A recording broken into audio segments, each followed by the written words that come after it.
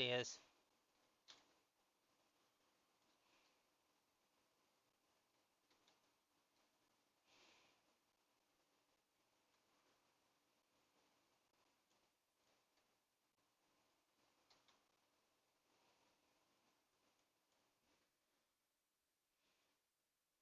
I can't make people be here. I mean, real life happens. It could be any number of things. They could be they forgot. Could be time difference ended up didn't work out for them. Any number of little quirky things could happen.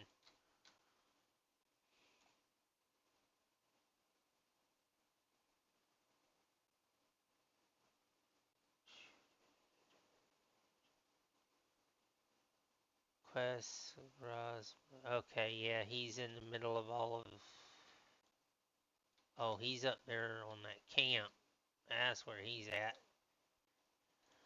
Yeah, I'm working on the Dowie quest guide. It's the last of the guides I have to do, at least as far as text guides for RoR, at least for the moment.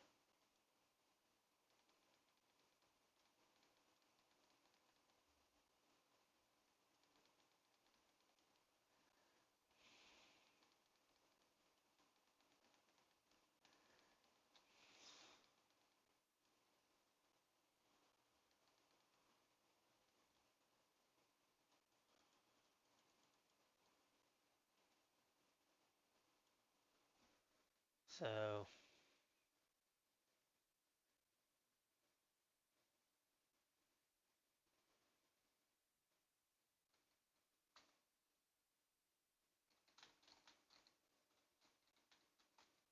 one second, guys.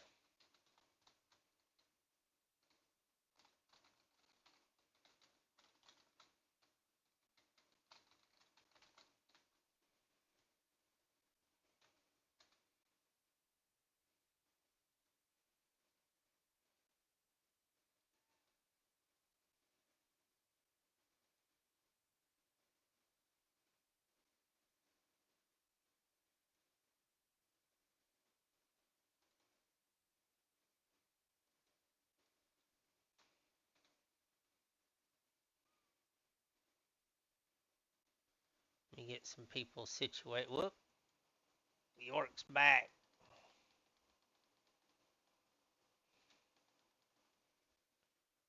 The scum respawned.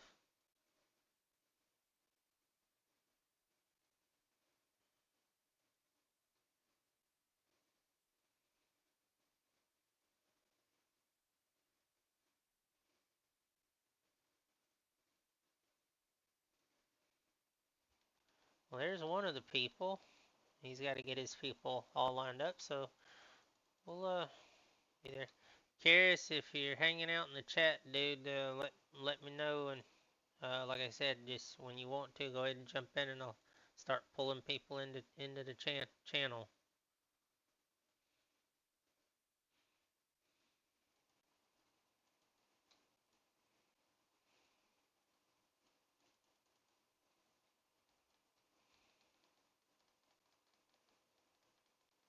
Might do a little bit of low end. Well, no, I'm actually in the tier 2 brackets now.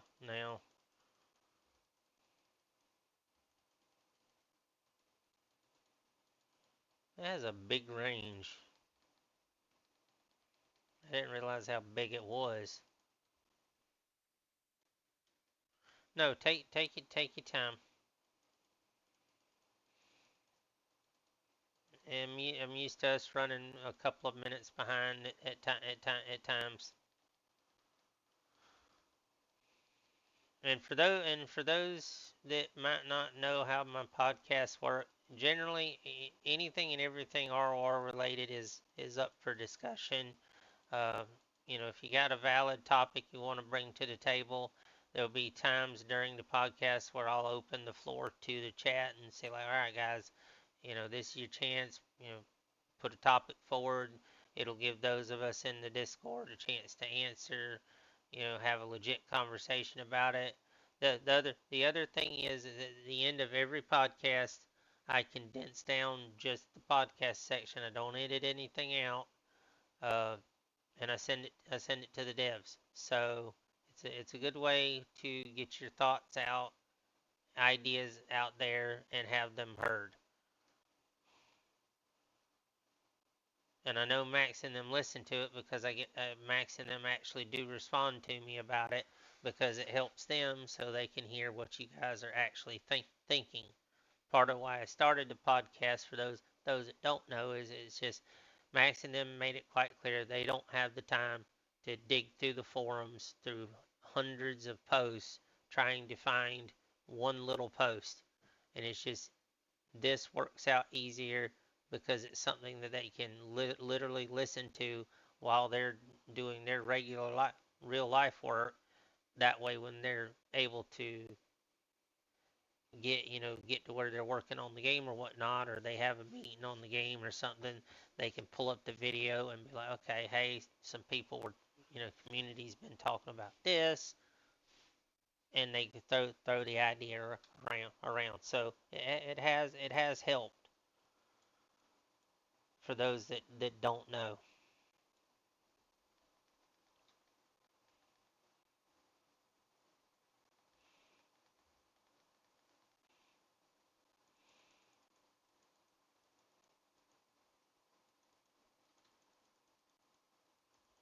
And from time to time, I do have the devs on the show.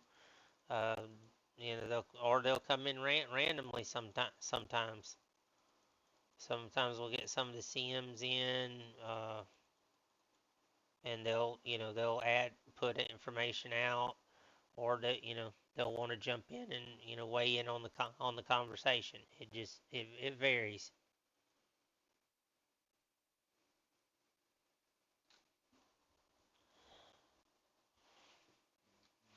Yeah, hello, Evo. Not much.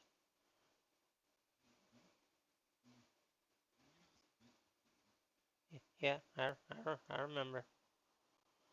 I tend to go by the name I see.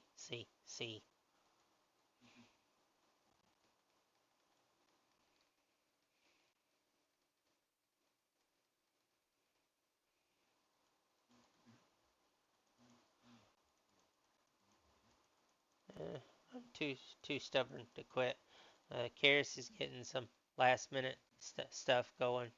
I'll bring it up, Racer. You're not the first one to put that idea forward, and I know it's been rattled around quite a few times. The idea of lowering the requirements for the triumphant ring to reduce it from the enormous, basically 10K Warcrest costs. And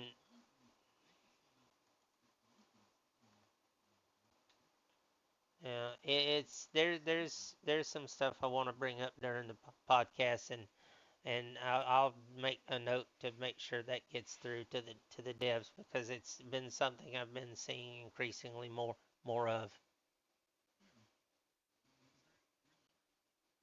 I haven't unmuted the Discord just yet. I'm waiting on Karis and others to get here.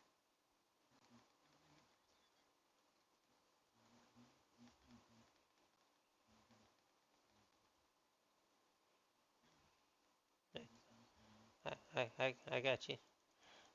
It's it's whatever you decide you want to weigh in on. If you got topics you want to bring to the table. No, anything you guys bring to the table, Racer, I always send and include in what I tell the devs. So every time I do a podcast, everything you guys say, they know because I tell them ideas, no matter how oddball they might sound, I do bring them up. I do go to bat for the community with them. And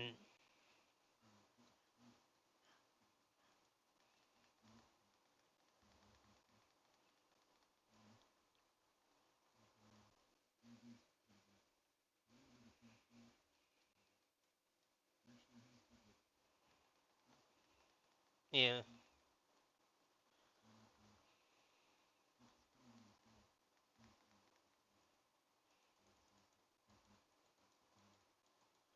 there's some guilds that are doing it, and I know with my last tier 1 event, I had support from the guilds and some of the guilds that were doing like potions and stuff and stuff, and it was a big help, and it actually ended up working out in our favor, and a lot of the people that started playing then are still playing because of that help they got. I'm wanting to replicate that with the next tier 1 event, but also I discussed with the powers that be of doing a tier 2, tier 3 event. Pending how this event goes, I will immediately turn around and start planning that tier 2, tier 3 event. But I've already put word out to Destro and in order. I got to get some guilds together and do a trial run that I'm going to record because I want to send in a video reference to show the devs how it would work. I gotta show them, hey, this is how this is going to unfold. It's easier to sell the idea that way. Yeah. Basically, to give you guys, I appreciate. I can always. The biggest thing is when I go to do that, I'm gonna need eyes on both sides that can give me a straight up feedback of what they're seeing because while I'll be recording it, I still rely on the eyes on the ground, the boots on the ground to say, okay, this could be a tune, let's adjust. And I do rely heavily on what I hear from the community. That way I know what to go to bat to the devs with. That way I can make it work.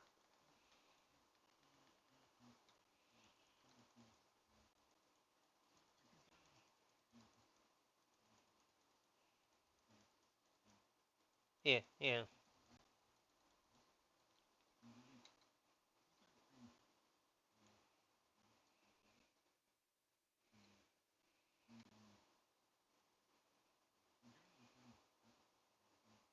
yeah. I got you.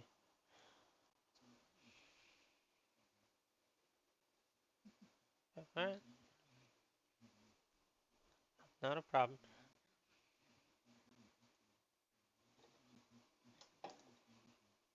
Yeah, I'm an order main player, but I do help Destro in regards as far as dungeons and stuff goes. If you give me just a sec, I'm gonna.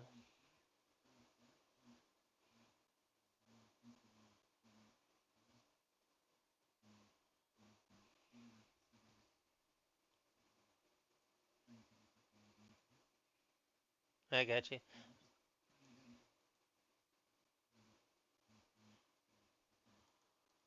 Oh, appreciate it. I can use all the help I get because I'm trying to plan more events because I know that's so I've gotten so many DMs people asking when you gonna do another event, and I'm like, guys, I'm one person. All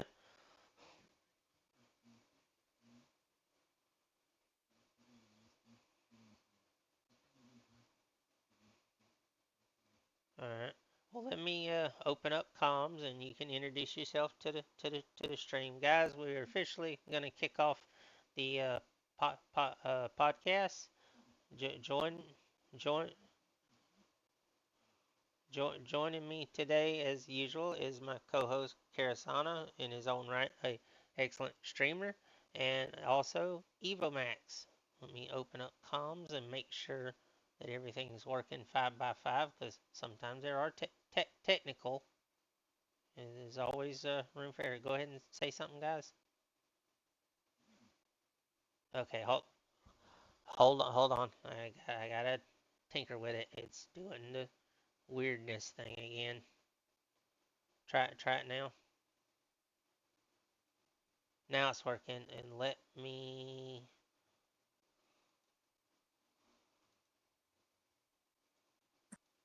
Okay, I now also Sounds have like it. some coffee time. Yeah, Yeah, I just had yesterday to was. change. I had to change a setting. That way, your voices will go on the VOD. So when it when I make the video later, it will record it. So, but we are live. again. Right Welcome, on.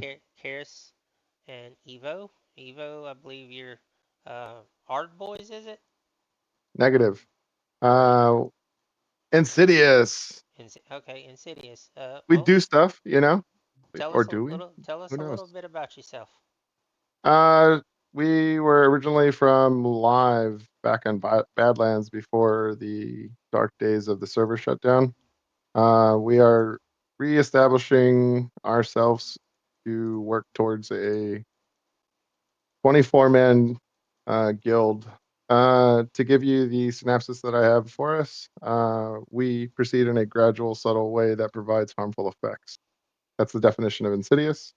And then it goes into tired of playing solo, done with WoW. Didn't play the Warhammer Online tutorial known as Dark Age of Camelot. Want to learn? We're a North American guild established on Badlands during live. We are working towards establishing ourselves through guild standards and uniform gameplay that involves all forms of parties from duos to a full 24 warband. And then rest in peace, Badlands 2013. I remember We're you just trying to guys. bring, yeah, we were small. We didn't do anything too big, but we were ballsy. We gave it as much as we could get, but we also hunt AAO. So, we try to play where the pop needs the help, or at least the officers and the guild leader, myself. We're just reestablishing right now. The big thing, and one thing that I learned from live is that uh, I really want to help the tier one, tier two players, because that's where you get your best reps in. And when I say reps, I mean like you get your rotations down. And if you're new to the game or you're thinking about returning, um, it's not live. It's funner sometimes. um, but you learn the most when the game plays at a pace where you can actually learn comfortably. Because tier four can be a little bit fast sometimes, especially in the scenarios, which right now that's where our guild is focusing on. We're trying to reestablish just better gameplay through scenarios. I support that. Yeah, I can't wait to see, because back in live, like when at least towards the end of it, when the six men started running the SCs, we kind of all would be like, all right, we'd request help if we needed help, and the pre-mades or at least the ones that knew how to coordinate in scenarios would come push these pre-mades back into the lakes. Um, it's nothing wrong with queuing while you're in the lakes, but I miss the smaller gameplay that we used to have on live because the blobs are fun, but for the new players, it can be a little hard of an adjustment if you don't have another blob to properly blob with. That's true. This is where I drop the mic and hand it over to Mardik, or I mean Oh, Kira. well, Marty's better, man. Marty's better. But I like Mardik, so if you don't yeah. mind. Um, Now, you talk about when I hear anybody talking about attempting to make scenarios a focus, yeah, promote scenario play, better scenario play. I'm all in because that's kind of been my career since I started in RoR. Was I love the scenario format. I Exactly. much I much prefer it over I mean solo roaming, that's a completely different category. But when you talk about the war bands running in Well, a zone, it's a progression thing at that point, no, yeah, Mardik? yeah. Like you go from solo gameplay, maybe you do the duos, maybe you get to a trio or you just jump into sixes. But But the you're thing saying? I well, the thing I like most appreciate about scenarios is that they have a very definitive beginning, middle, and an end. Hmm. And the maximum time frame of any one of them would, of course, be 15 minutes. But Yeah. they're just, and then, regardless of what happens, you then move on to the next one. And a lot of people complain about, the scenario stops. Okay, we get into an SC and there's a Destro order pre-made, blah, blah, blah. Okay, fine. You weather through that one and you move on to the next one. Tell That's them. that's kind of the beauty of it. That's kind of the beauty of it, right? And And I mean, I get it. Everyone wants to win, always wants, no one wants to really lose. But for me, some of those losses really taught me about my character. I took absolutely. the time to reflect, or maybe I didn't queue, or maybe I stood up and got some water, whatever it is. And then I was like, okay, what did I do right? What did I do wrong?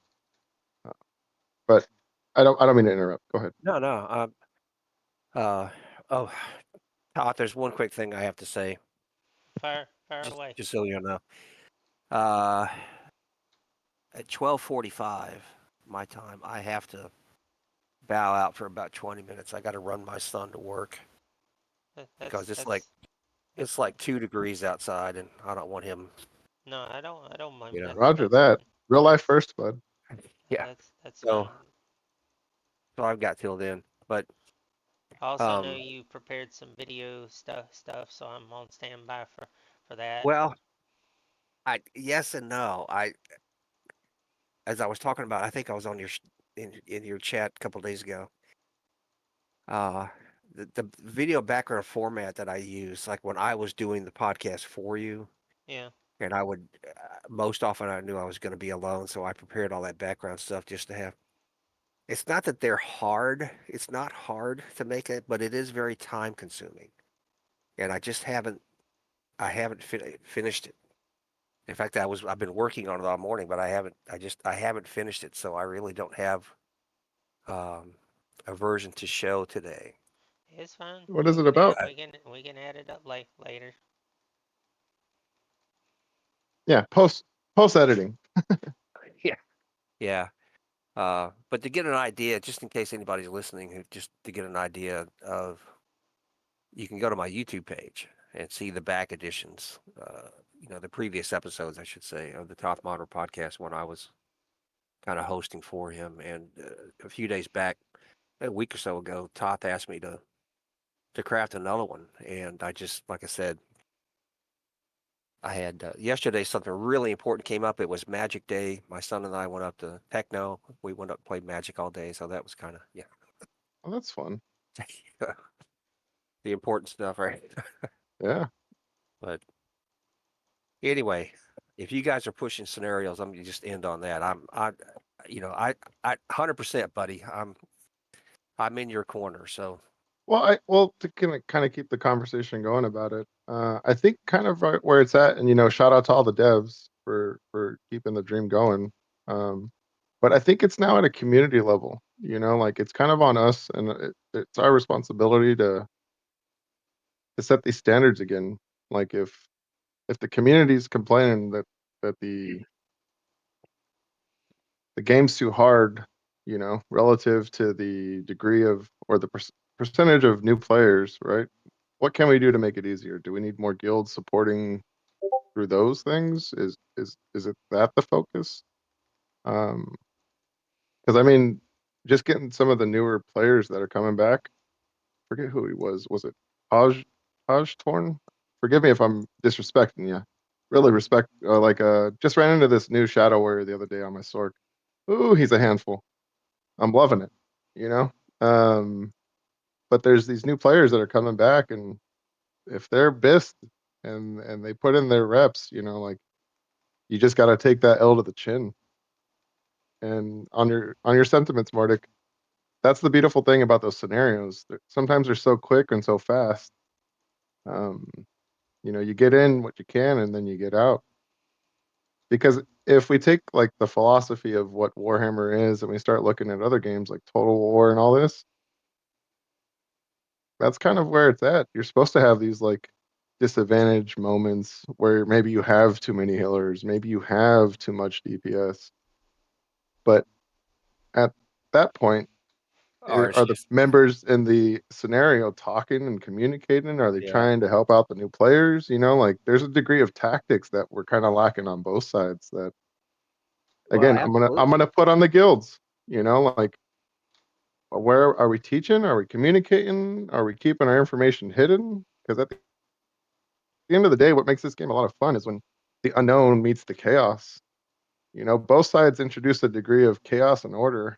Um, What and I don't see. Go ahead. I would look at it, at another perspective. Sorry. as well. Not um, scenarios. Each one of them are different. They each have different mechanics. Hmm. Each of them But they play teach you out a little bit something differently. Yeah, when you're in yeah, the lakes. You know, if you use yeah. those type of. But go ahead. And for me, one of the most fun, one of the aspects of this game is and always has been. It's winning a battle that you weren't supposed to win. Right. That is, I mean, that is absolutely. A few days back I was streaming. I got into a fight in Cadron Valley, and I meant to pull the video on it. I think it's still up, but I got into a fight in Cadron Valley in the Valley of Death, just me and my swordmaster, and 4 Destro, one after the other, and I got them all. And that was not a fight I was supposed to win, right? Yeah. Really, but that's what makes it so much fun. And in scenarios, you have that opportunity a lot, to get in there and say, "Oh my God, we got 2 tanks and 4 witch hunters. What are we going to do?" What do you, yeah. But if you, How are we gonna maneuver this? yeah, Are we gonna come in charging on the mounds? Like, you know? but if we figure it out and win, I mean, that's why you play the game, man. Hmm. At least in my opinion, that's Well, I mean, and that's where it's at. You know, like, I get it. The game can be easily won by blobbing and forcing, but when you start getting properly coordinated sixes that know how to play man, that know how to play zone, that know how to cut off angles, that actually force player collision and push them out of the blob, that's where this game starts to get scary and scary in the sense of exciting too. You know, like it's really fun and really cool to coordinate with a bunch of people. Um, but that's where the extra layer of excitement comes in that I really don't see. You know, yeah. but I think that also goes back to the meta. And shout out to ENC because Entropy and Chaos, because those guys are really good about keeping their information for the guild, and supporting their team accordingly. And I get it, the meta's the meta, but when does the meta change? And I'm asking you to. Well, that's a tough one, man. Um, When the community decides is where I'm kind of yeah, headed. I You know, guess, yeah, I guess so. Yeah, I That's was about to probably a good say I answer. can weigh in on that one. Basically, the Go ahead. meta please, changes teeth, big teeth. when the player base decides to to change it, and Hmm. and touching on that, something I'm gonna use an example of something that happened in Retribution a while back. Me and some others, we tried an idea with a 6 man of using a shield warrior priest because Yeah. I used to run a shield warrior priest in a small group.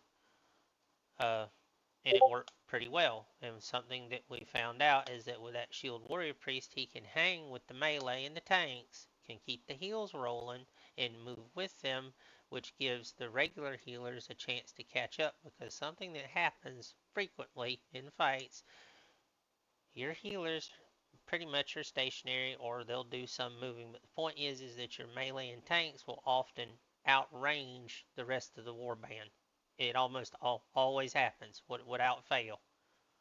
So what They'll I'm hearing, Toth, is that you found a way to play skirmisher, um, or skirmishes. You that mobility that you speak of is a very beautiful thing when you can Yeah, coordinate it. and what I showed in a small video at the time was that Hmm. it does work, but the closed-minded ones in the guild said no, shield warrior priest doesn't work. I'm like, yes, it does. You just won't try it because you're hung up on the whole meta. And I Yep. finally snapped at the person. I said, then choke on your meta. I said, and Destro's going to keep taking full advantage of the fact that all they got to do is pull the melee and the tanks out, circle around, wipe out the healers, and then kill you, which is what they do most of the time. If order will not adapt itself, which is rule 101 in any combat situation, you have to I was adapt. just about to say that. If you Well, won't adapt, you're gonna die. here's a visual. Let me offer sort of a visual Hmm. interpretation of what you're talking about, Tom. You play a Magus, right? Me Yeah. or You I mean, play I'm Megas I'm or equally Sword? leveling everything. Okay, all right. I'm not Well, because I want to, but because I would like to talk to my guildies about their classes, comfortably. And it's something I did in live to get a working knowledge of the game. But I have a well, Magus. I okay. play So, more of a Sorc right now than a Magus. well, the reason I brought it up, Hmm. it's just something that you can pick up on the little play habits or little indicators. It's almost like playing poker and somebody has a tell. Okay, Yeah. so that's the best way to look at it. It's a tell. If you're out in the lakes in a warband fight, or you're in an SC or whatever, there's a Magus, and you're up against Destro, and there's a Magus in the group. And the same true in order. Let's say a Bright Wizard. If you're up against a group and they have a Bright Wizard, okay. If that Magus in the fight is constantly moving toward you, if they are constantly advancing as opposed to running the circle, right, running Hmm. the periphery. Okay, if you see a Magus doing it, then you know that that entire group is going to be as aggressive as hell. Yep. And I mean, that's a tell, right? If the Magus or the Sorc is moving toward you, if they're not afraid to move up, then that means all of them. So All of yeah. them are coordinated, okay, and they're coming for you. So that's just a little tell, and you have to try to adjust what you're doing, right? If the Magus and the Sorc or the Bright Wizard and the Shadow Warrior are like way out there, to use an old Sitting military on the term, proper yeah, back line. yeah, Yeah. if they're like way out there, then you have to adjust to that. You have to kind of go get them. But so that's again, that's one of the aspects of the game that I love so much, is being able to pick up on people's habits like that. And Toth was talking about the same thing just a moment ago, but I just wanted to give like a visual, right, Picture. of what he Mhm. was talking about. Okay, go ahead, please. And again, if you really take the time to play the SCs, because most people think it's going in there and getting your KDA and getting all your stuff, all your kills, and that's how you make your renown. No, you actually get the most from winning, from playing the objectives.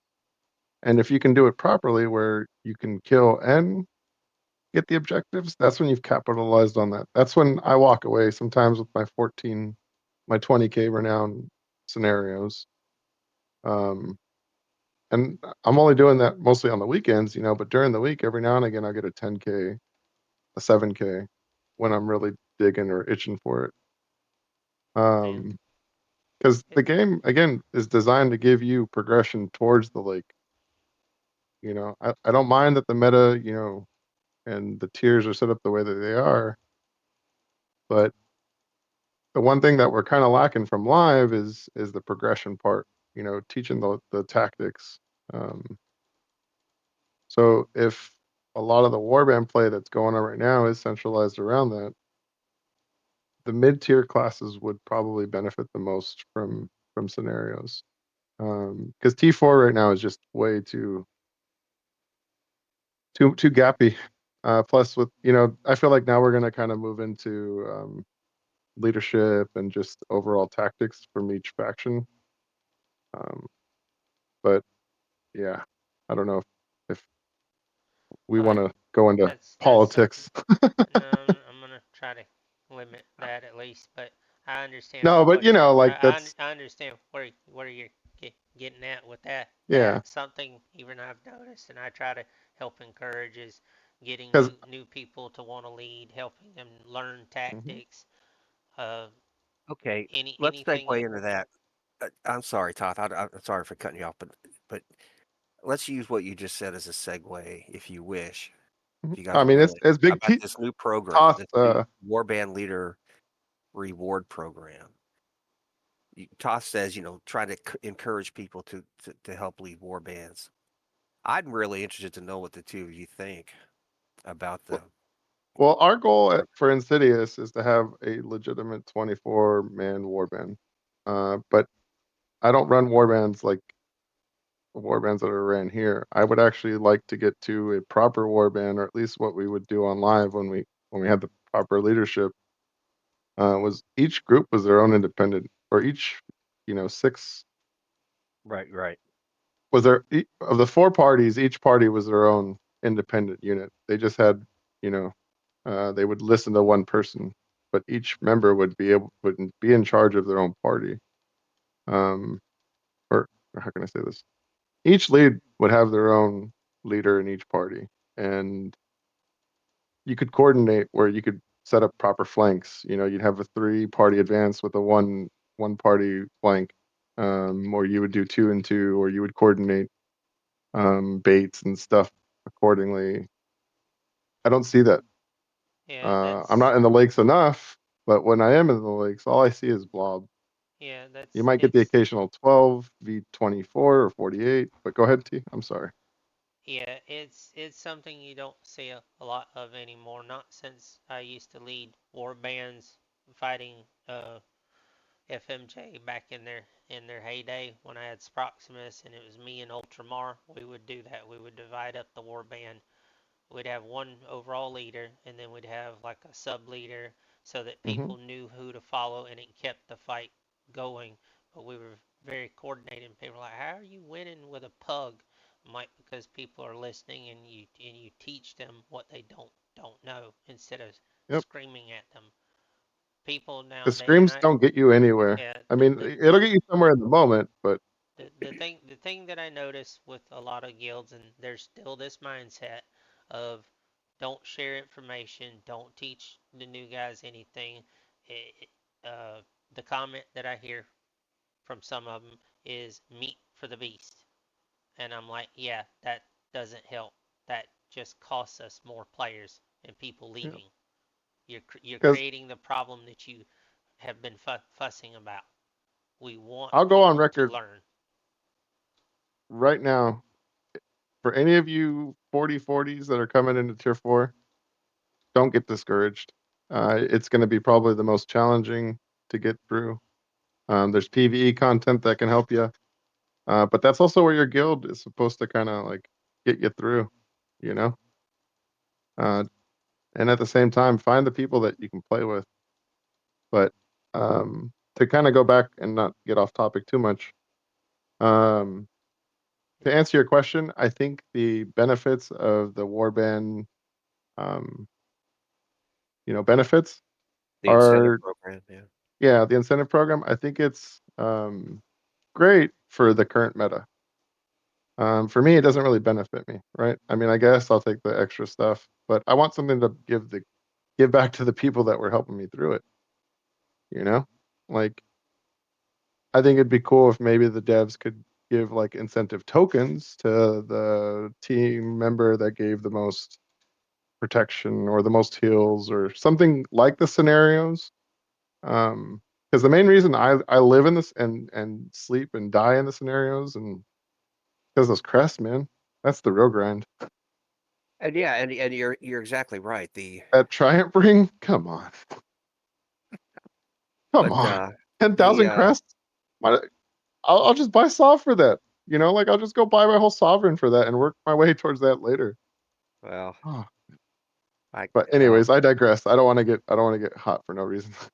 No, it's the I'm system gonna is oh one second, Karis. I'm gonna okay. Yeah, touch yeah. on that because Racer brought this up earlier, and it will be included in what goes to the devs because I will bring it up to them because others have mentioned it. There are things in the game that the requirements need to be dropped severely. That triumphant ring is one of them because the 10K Warcrest grind. People say, "Oh, well, it's easy to get." Well, here's the thing. A Yeah, lot when of you got a people, 6-man running you, I know that. like Hold carrying you on, through it. let I'm me sorry, finish T. my Go ahead. thought. I know. You just said it in a nutshell. When you have a 6-man or a 12-man or a 24-man that will sit there and pass on the Warcrest and just feed them to you, and there are some that do that. Yeah, Yep. it's easy. It also depends on, like right now, if one side has the other severely outnumbered, yeah, you're gonna have a hard time grinding Warcrest. There's been times where I've gone a week or 2 weeks and I get hardly any Warcrest, and that can be very discouraging. I'm not saying Hmm. drop it down to nothing, but certainly reduce it to something more reasonable. I disagree. I'm sorry, Fair. buddy, but Well, um, I well think the then make crest. ranked something like I don't know how to. I don't know, but go ahead. Please finish your thought, Karasana. Well, the I'm sorry, Marduk. in the Or broader Marduk. sorry, in the broader context of the game, uh, there are so many things in so many aspects of playing the game. The restrictions have been reduced. Mm-hmm. The way you acquire renown, the speed at which you acquire renown now, and experience, even some of the crafting that goes on in everything that you engage in the game since the server, say from 2016 to today, all of it has been made easier. I mean, I played through that system when once you hit renown rank 40, Mm-hmm. all of your renown was reduced by 75%. In other words, for every 4 renown points you actually earned, you only got 1. And that was the system that once you hit 40, that's what happened. Okay, well that's been rescinded, of course.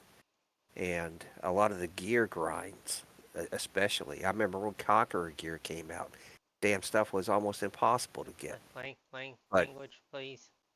sorry. Um, but all that has been loosened up.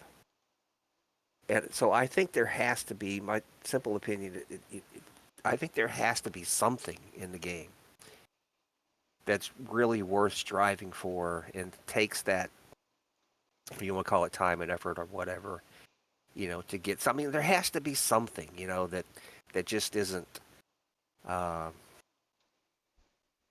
easy to get. And so I And I'm think all, the ring is, I think the ring should just stay where it is.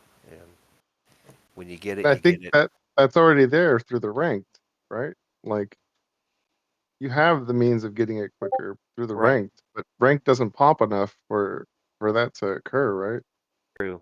So what would be the next thing? Maybe putting those so city, like I mean, this is kind of branching into other problem areas, right? Where like city used to be designed to provide you solve.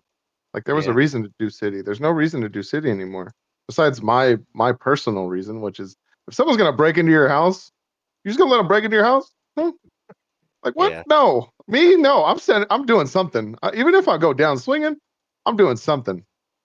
Yeah. But I digress. I get the metaphor. I get it. Like Well, maybe put the insignias in there, and maybe it be at most a gold bag is 5. Make it so that you I have to farm. I don't know. There's just I think that's because a I think that's a very valid idea, very valid suggestion. I'm only bringing this on the logic of what against all odds does, right? Like the multipliers. Yeah, it's still hard. It's supposed to be hard, right? Like if you get a kill with 400 AO, you're gonna get the equivalent of like an SC. Like the highest I've Yeah. gotten is about 300 AO, and I got a turnaround of almost 14K renown. But that being said, like it was not an easy fight to find, and it took me almost 20 minutes of stalking someone to find that proper opening. So using that same analogy, like how can we as a community present an idea to the devs that we all support? Because again, I think a lot of these issues that we're facing now is at a community level. We can't, the devs already do a lot and they do so much within their own personal free time. Like we may not agree about it or we may agree with it. That's not the conversation right now, right? Well, but you've hit 2 of them. I mean, promoting scenarios and then the city siege. I agree 100% on that too. They need to put something in the city siege to make it Well, worth yeah, doing. To because you make it don't worth find doing. these types of like looking at WoW, looking at Final Fantasy 14, looking at any other game that has PvP. Yeah, they have scenario like things, but you don't have anything like this. Because the PvP here is so much better. Like Yeah. having these little collisions that we get when an enemy's around, or being able to body block, or actually play zone coverage and it means something huge. Can't find that type of like tactical, situational nonsense in any other game. So I don't know. Maybe I'm too much of a bleeding heart right now, but I just don't want to see it go away. And I don't want. No, I agree. And I just think that You know, I've always uh, appreciated all the work that goes into this place, but Hmm. that doesn't mean I agree with everything that's happened. And one of the things that I disagreed with is taking all the incentive out of playing cities Yep. when they made cities just basically another SC. That's all they are. Hmm. I thought that was a bad idea. And if you wanted to take something like the Victorious Ring or gear of that level, right, and put in a crest that only drops in cities, that's the way it used to be. And I think they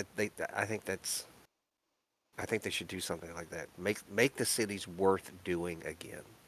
Yeah, just because they're fun and Yeah, they teach again another type of tactic, right?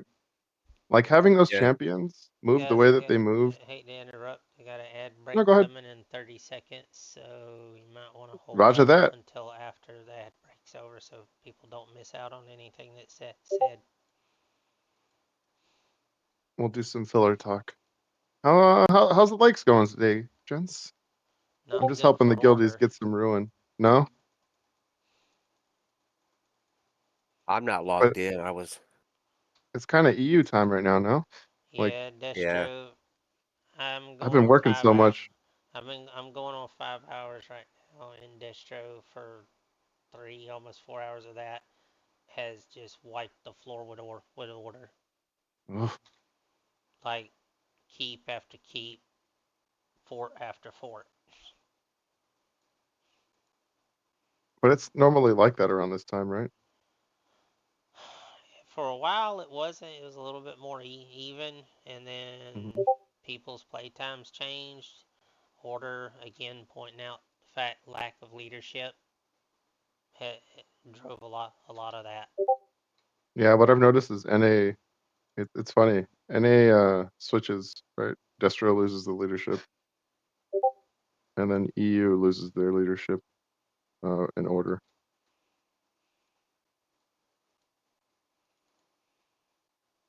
It's just Well, NA Destro has has the numbers for NA. NA has a couple of people that on order side that would still do warband lead. Um, although you, somebody mentioned Gympire before the podcast started in the Twitch chat. Now, Gympire used to be a big force. Now they've kind of whittled down to maybe half a dozen guys that Yeah, are out there on a regular basis. But um, I mean, again, it goes back to the guilds, man.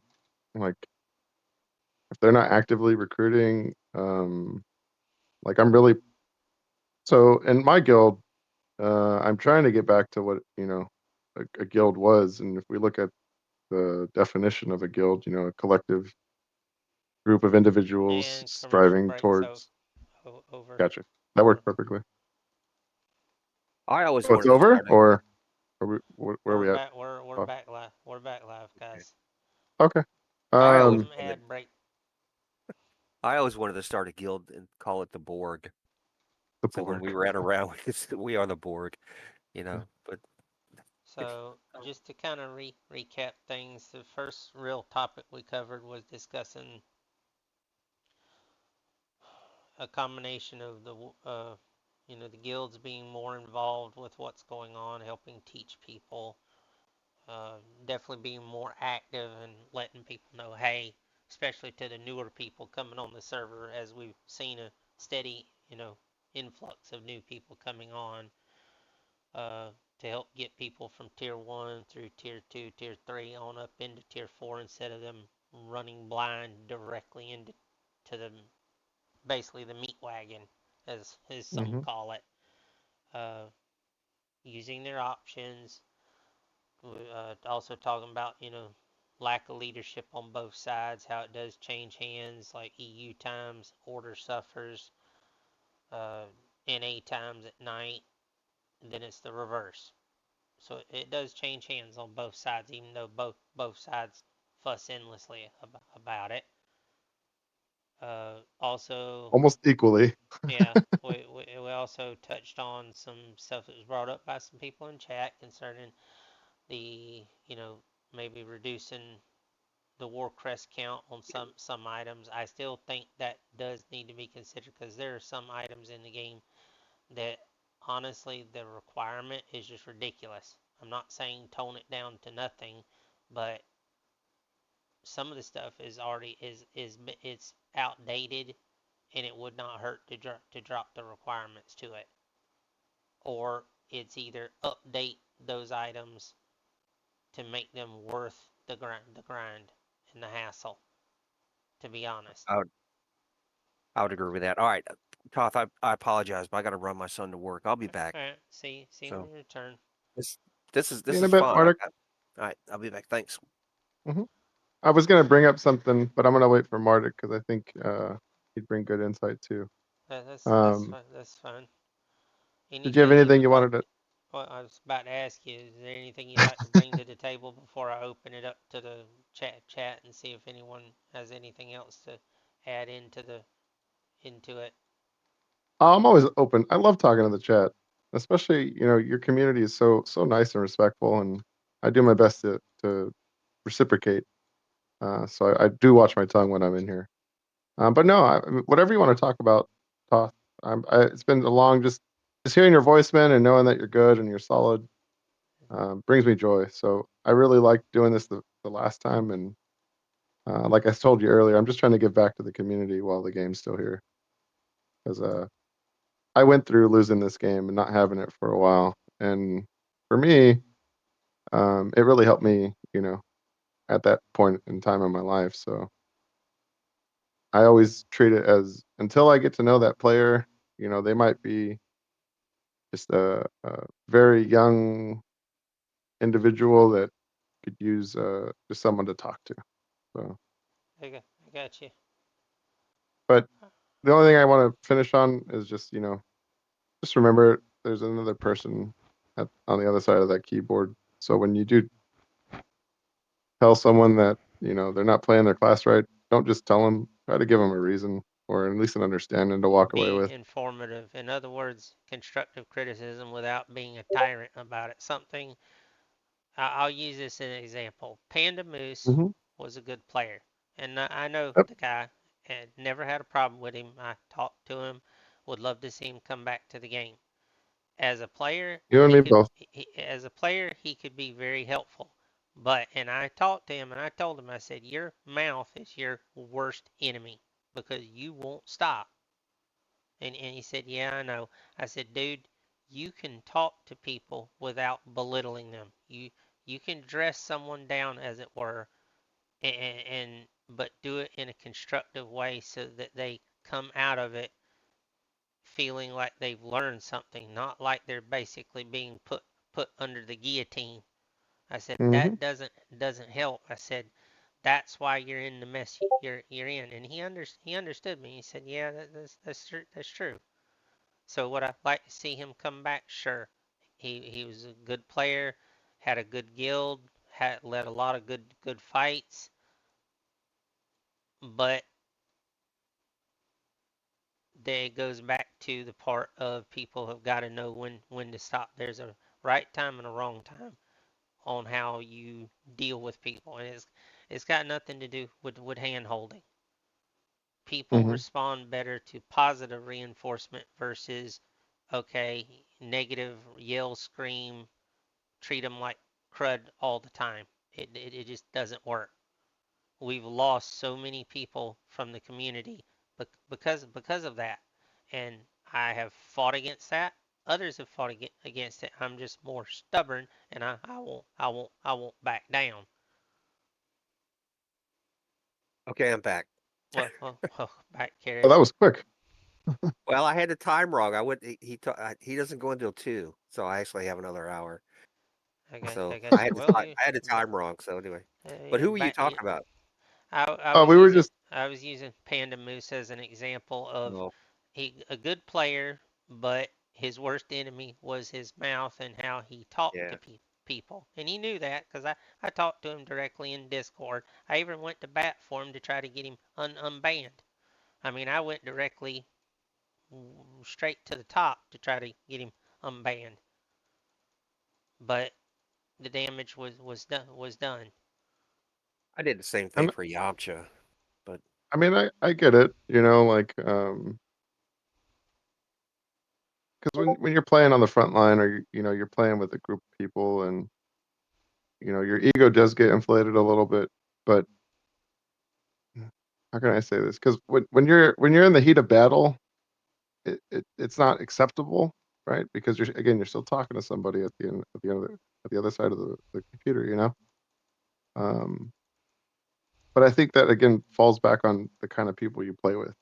It's true. Like, read your room, right? Like, know who you could talk to like that, and know who you can't. Because at the end Yeah. of the day, you know, like, if I could only play with my guild, I would. Uh, to me, that's a quality thing, right? Like, I'm literally trying to instill a particular type of gameplay. It doesn't mean that I'm going to be like, oh no, I can't group with you. But if they're on, I'm going to prioritize them over anyone else, because these are the set of people that are seeing the vision, or at least the meta that I'm trying to present to them.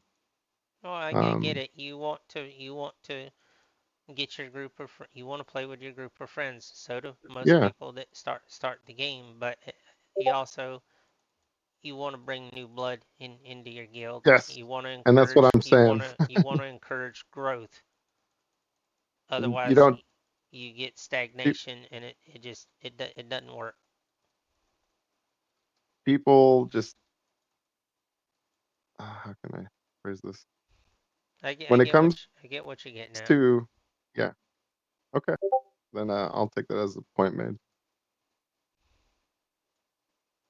But I did want to touch base a little bit more on the ring, or at least, you know, attaining things. I Um, got you. and it's going to be on topic, but a little bit off topic, and we're going to get a little wild with where we go with it.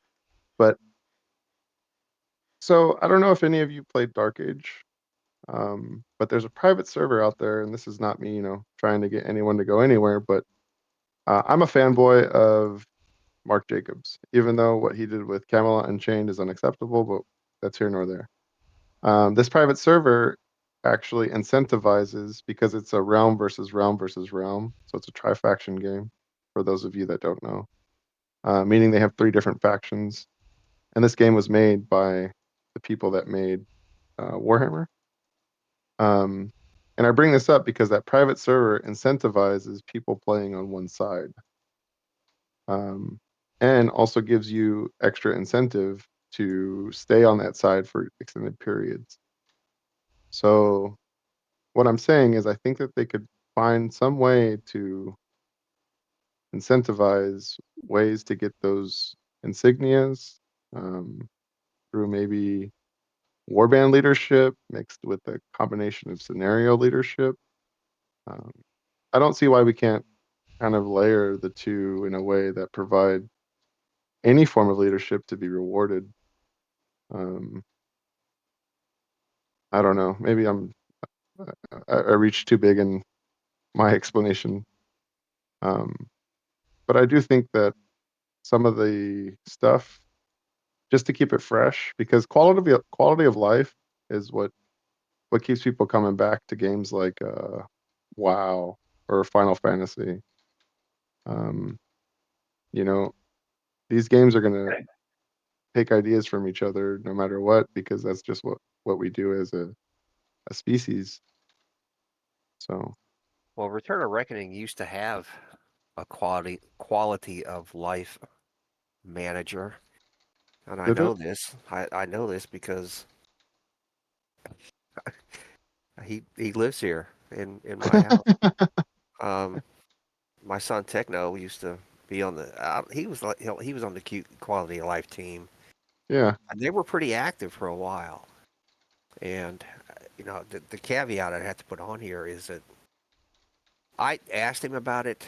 I'm not sure exactly. He never would tell me exactly what happened because it was supposedly insider, you know, insider dev team stuff. Yeah, that's good I too. don't know. Something happened in the You got to be quality able of to keep life secret. team. Yeah, the quality of life team just kind of fell apart, and he quit doing it. And um, I don't understand that. I've never understood that aspect of the server.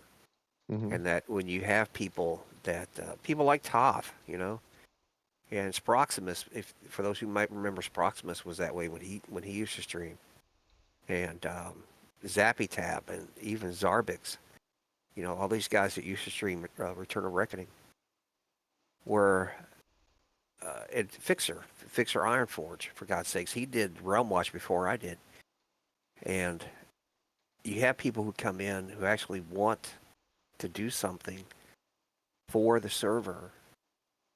Hazme is another one. Gaines Bond is another one. And every one of them get run off. Every one of them. They get to a point where they say, why am I bothering? And I don't, that is the aspect of the server that I just do not understand.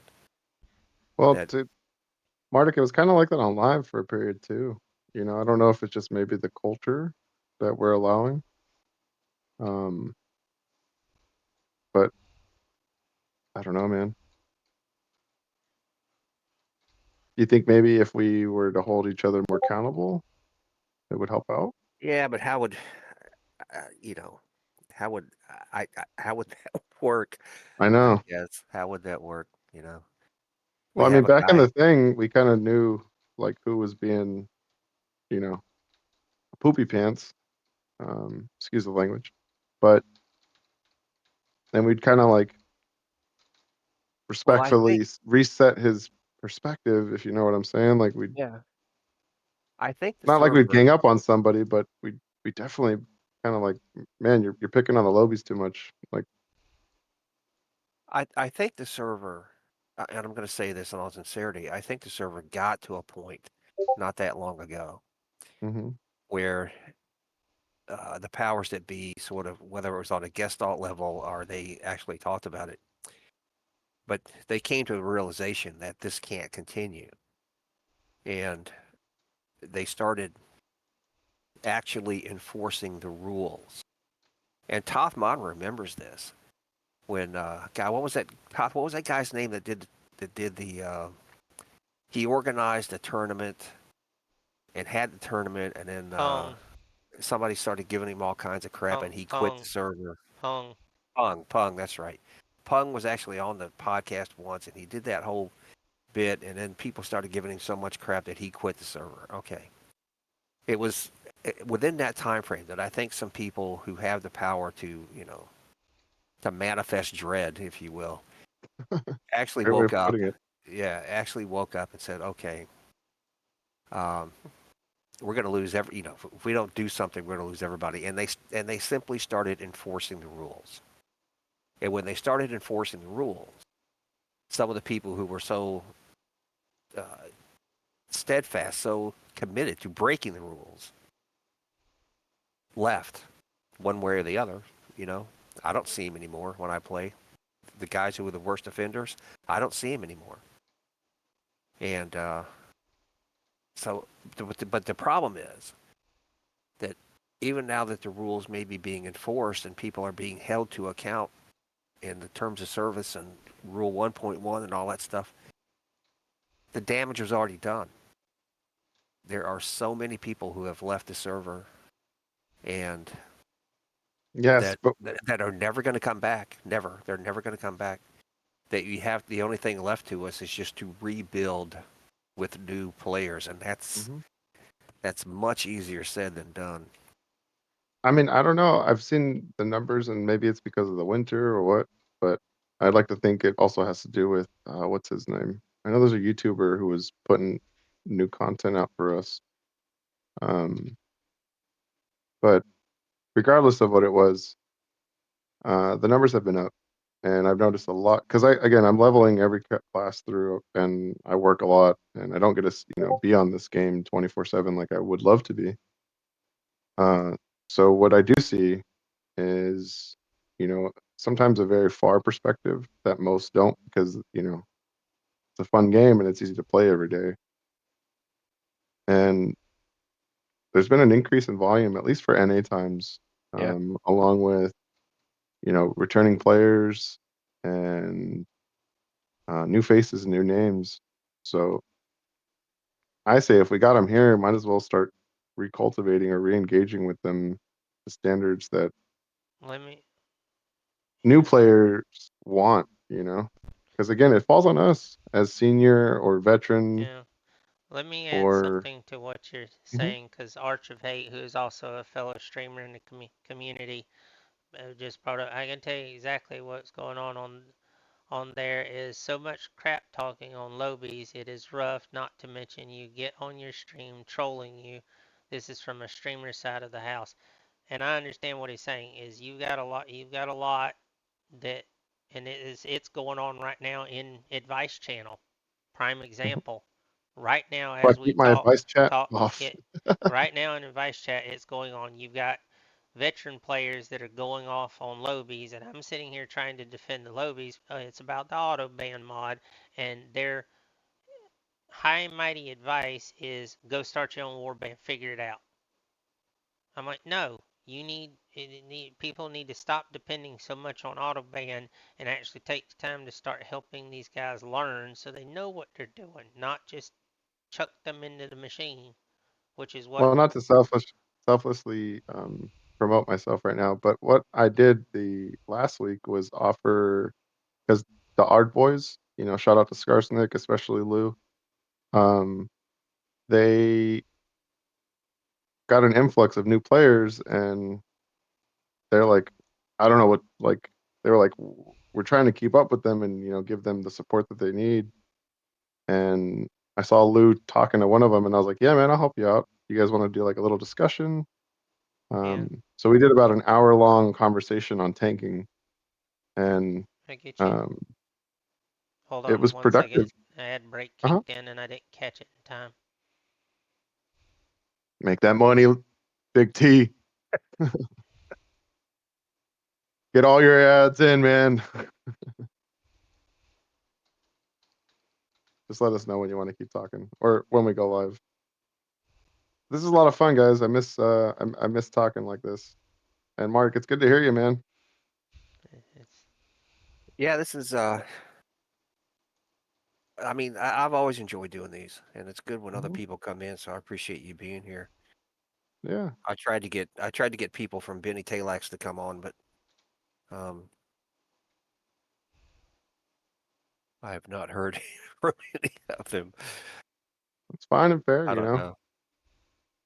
I don't, but I don't play enough. I've been in kind of the last couple months. I haven't 3, 4 months. I haven't really played that anywhere near what I used to, Hmm. and so It's good to see. Prayer. they Benny Talax holds a war band every day, and they're a European guild, so they start up around from like 2 to 6 Hmm. Eastern every day, and sometimes I try to get on, but those are usually difficult hours for me to through the week, and we're to back be in live. game. But Benny Talax Welcome is back, everyone. oh, You're I guess saying? well, I was just gonna say Benny Talax is yeah, they're a decent bunch of guys, and they uh they run pretty good war bands. Not the best I've ever been in, but they do pretty well. So I would it would be good to get one of them to come on and talk about that those topics, talk about the guild, talk about running war bands, because there's 3, 4 people in the guild who actually do it. I just wish I Yeah. had more time to through the week to log on at that time of day. But I got you. Well, it's something I've encouraged to bring that topic to the table, and to kind of put this out here for any of the guilds that are listening, because I know a couple of you are listening. I've seen the DMs. I know what some of you have said. You think that this is a one-sided conversation. It's not. It's not. If you'd like to bring your point of view to the table, I'm gonna go ahead and say this. I'm not gonna call you names out, but I'm gonna say this. Time and again, I have flat told you guys if you want to get your voices heard, you're more than welcome to do so. I just will not allow you to attack and bully people. Now, if you can't understand that and can't grow up and man up enough or woman enough or however you want to call yourself, I don't care if you're a chicken. point is, if you cannot come in here and talk like you have some sense, do not bother me. It's that simple. I've told everyone on the server at various times that is my chief rule. You're free to come in and have your discussion, debate the matter peaceably. You will still respect each other, or I will show you my foot in your rear and you go out the door and you don't come back. Tell him, Big T. It's that simple. This would be a good place for I pity the fool. Anybody gets that I'm reference? really tired of the little childish comments about how I don't let you speak. You have every right to speak. Even if I do not personally care for you, I will still let you have your say, as I've let others. I've even had Evil Spinner on the show in the past before he got banned. So eh, don't sit there and make the wild statement that I just one side the conversations. I don't, because clearly you do not understand me. But you can go crawl back under your rock if that makes you feel safe. Have fun. I'm going to keep fighting and promoting the server and promoting the idea of helping others. You can either get on board with it or not. That's your decision. Don't like it, don't care.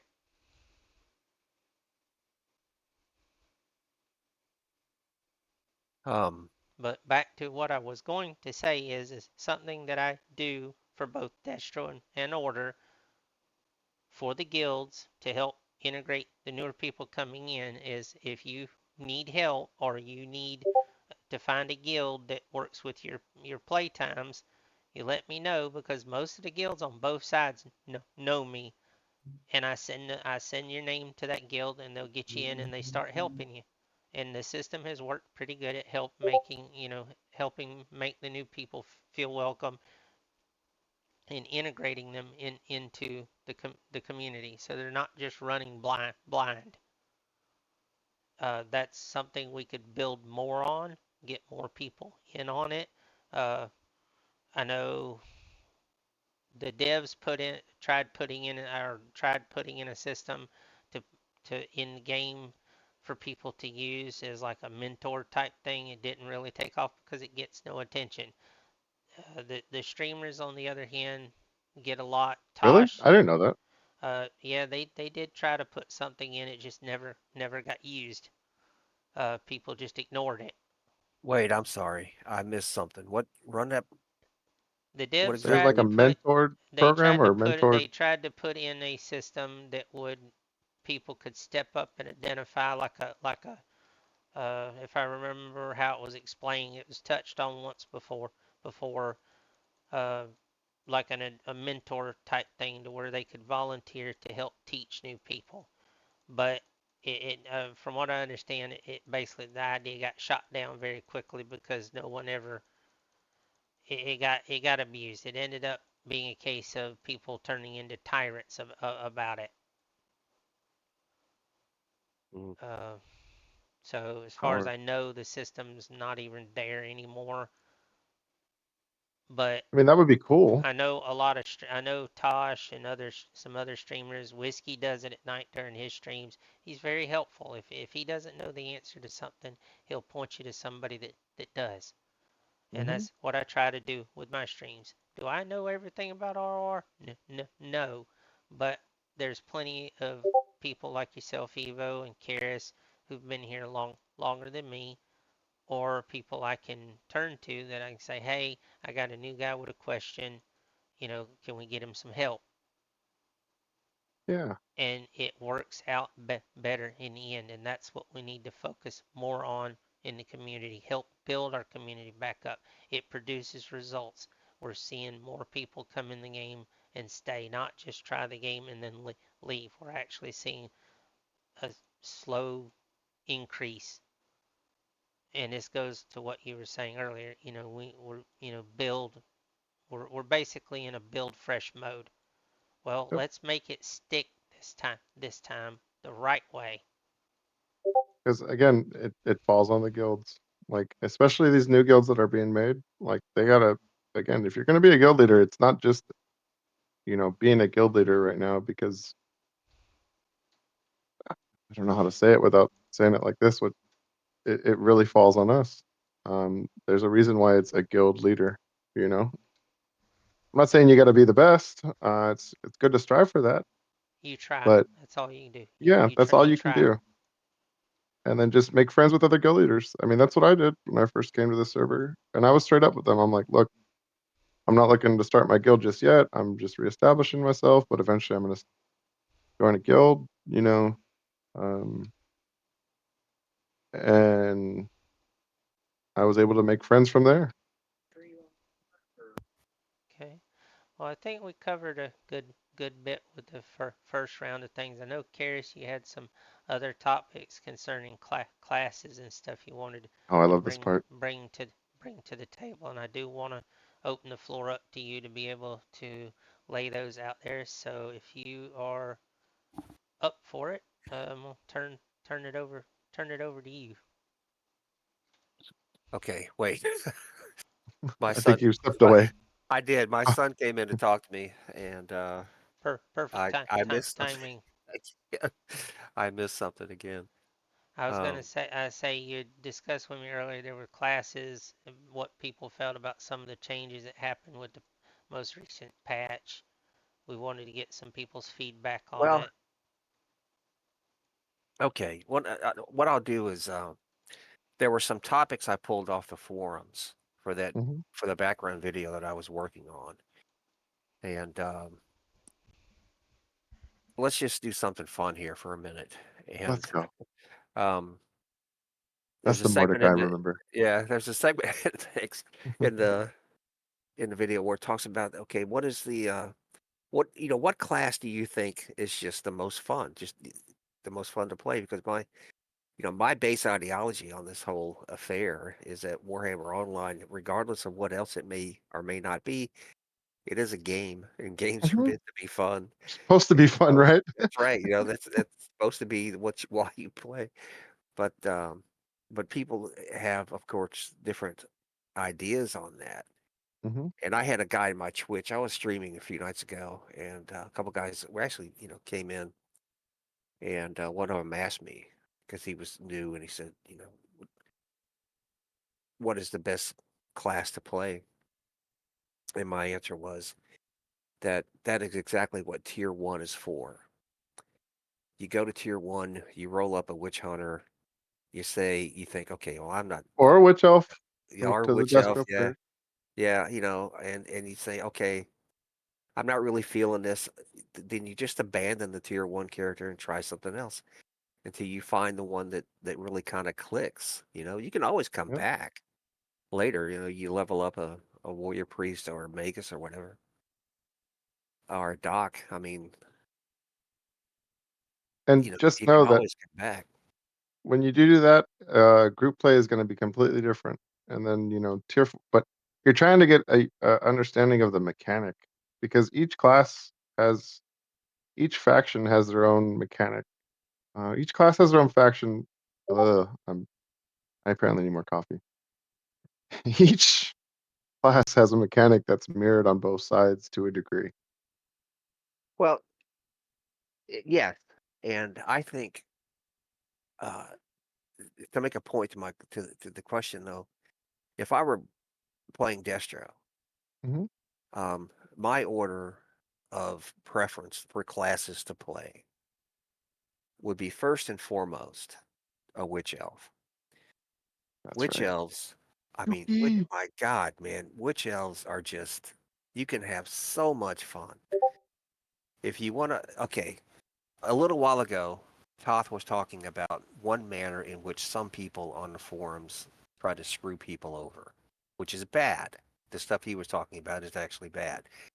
But with a witch elf, that's exactly what you're supposed to do. You're supposed to go out and mess with people, man. You're Interrupt supposed the to go out. supply That's chain right. and all that. That's right. You're supposed to go out and cause havoc and sneak into keeps and and hit people when they're not looking, all that cool stuff.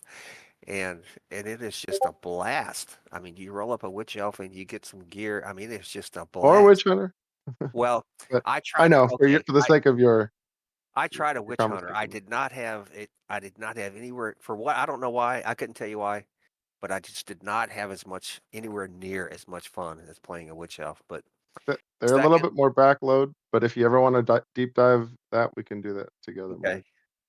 man. Second, when it comes to destruction characters, is a doc. I have a doc which I never stream my doc. I never talk about it. I never give out the name because when I play my doc, I don't want anybody to know who I am. That's But I do fair. have one. I do have one, and it's a lot of fun. And Can I it's ask what kind of offhand? Are you doing chalice, shield, Chalice, or yeah, yeah, yeah? Chalice, I agree with you. and Can be a little intimidating, but chalice stocks are a lot of fun. yeah, it it is. You can, it's a good balance. It's a really good balance between defense, healing, and offense. Yeah, It and I'm puts a you. very aggressive player in general, so it's like the perfect healer for me because I'll sit on that front line with the Absolutely, yeah, DPS. absolutely. That's where the action is anyway. Anybody else, that's listening and maybe looking for destruction characters to play? I guess my third choice would be a chosen.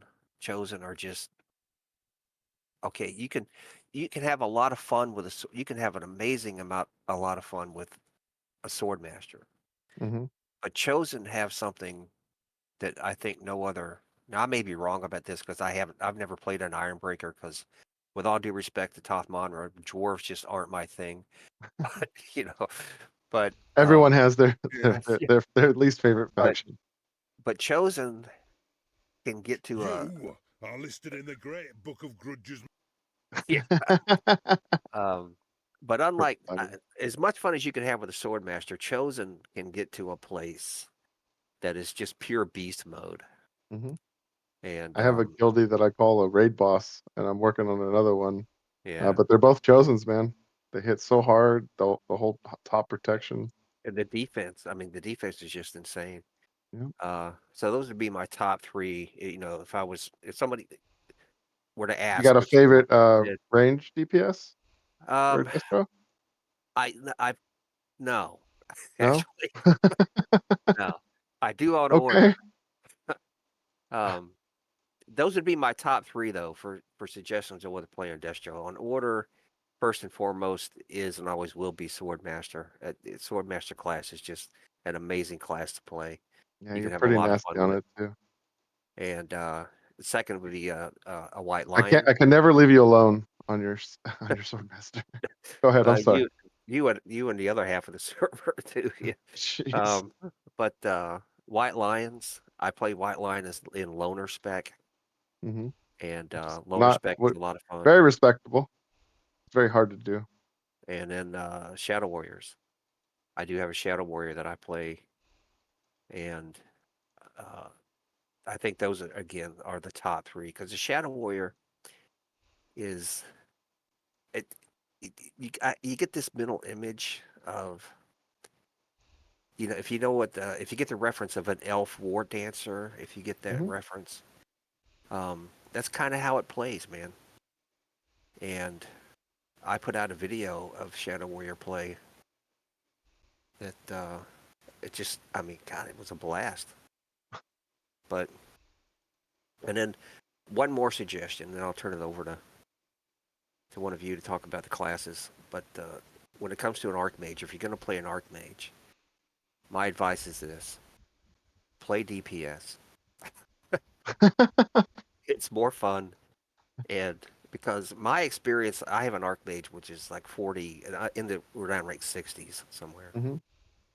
And my experience in playing an Archmage is when you show up, people say that they put it in general chat or chat 5, we need a healer. And you type in, okay, I have an Archmage. They type back, no, I said we need a healer.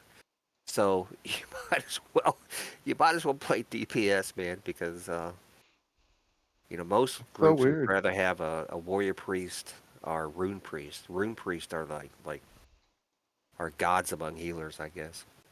They're it's so interesting that you say that because I mean back on live, every group had an archmage, um, like any top tier group, because they were the Uh, best single target healers. yeah, and I'm not trying to make any definitive comment when it comes to No, no, no, no, no, no. value of archmages, but that's just uh that's just been my experience, and it Mhm. may very well be that when it comes to being a playing healing spec on an archmage, I may not just I'm just not very good at it, but but I have had a lot of success playing a DPS archmage, so That's good, man. They're a lot of fun too. yeah. Are you in the middle tree or the right tree? I don't know the names because I'm still working through mine, but Ad break in 50 seconds, guys. So copy. I went mostly right. little I station don't remember the name of it identification either. time here, chat. So give us a minute and we'll be right back. Get that money.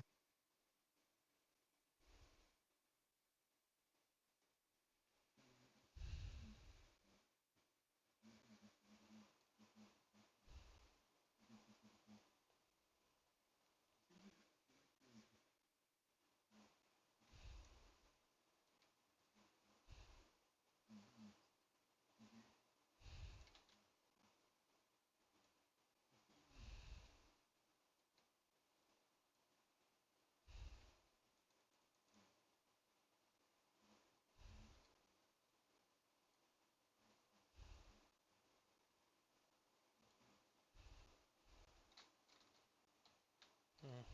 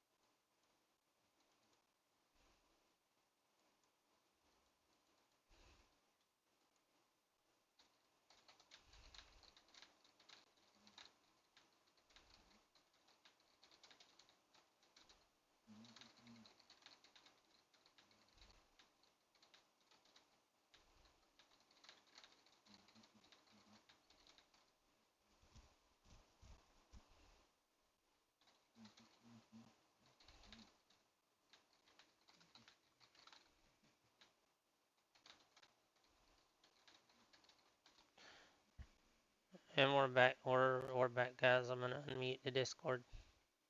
Yep. And we're I back. don't know if We're you've. back, gang. Let me make this last comment on what we were talking about when the commercial was on, but I don't know if you've ever done it, man, Mm. where you take some time and you go out to the PVE zones, Oh, yes, find I the love it. you find the NPCs and you just click on them to hear what they're saying. Some of that stuff gets to be hilarious because the NPCs all have like 14 or 15 different Phrases. phrases that they cycle through. And you get down toward the bottom and the dwarves are like, why do you keep poking me? Here, pull my finger, stuff like that, you know. And And then the dark elves are always like, "Go away now," you know. Yeah. It's just some of it is just funny. But I digress. All right, Todd. Sorry, Todd. Go ahead. I just want to make one comment on that. My favorite. That's so I absorbed. How dare you? Because of Yeah, the dark yeah, elves. yeah. Oh, that's funny. Yeah, trust me. After being the one who had to do the rewrite of the kill collector quest, and a lot of the quests there was no text at all.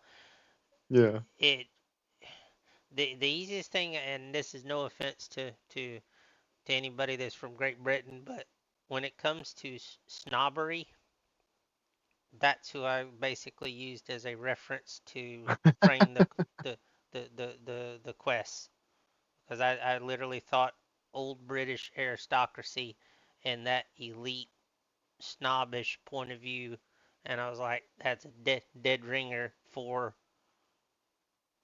high elf attitude. And then when you go for the dark elves, the Druchii, it, it's it's the same thing, only with an evil twist. They're sadistic. They where the high elves value order, discipline, and other stuff, the Druchii are the exact opposite. They Yeah. want control, but at the same time, they thrive on conflict and living to excess. But the underlying problem with the high elves is that for all their high ideals, they are very manipulative. They are very quick to use other races to do their dirty work. Yep. I mean, Well, of course. case in point, in the war between them and the Dowie should never have happened. That was their own arrogance. Their civil war that goes on to this day should not have happened. It happened because the high elf nobility turned on their rightful heir to the throne and simply decided we don't like him. Shout out Malika. Yeah, even though Malekith had immense loyalty from the people at the time, the nobility didn't like him, so they simply decided, well, we're going to put somebody else on the throne. And in the lore, that's what they did. And he got irritated, and he was like, so you're going to usurp my throne and cheat me out of it? And he reacted the only way he could. Well, Burn them all. kind of reminds me. Oh yeah, you beat me to it, man. Sorry. It's all right. You beat me to it. That was good, though. So, That but was good.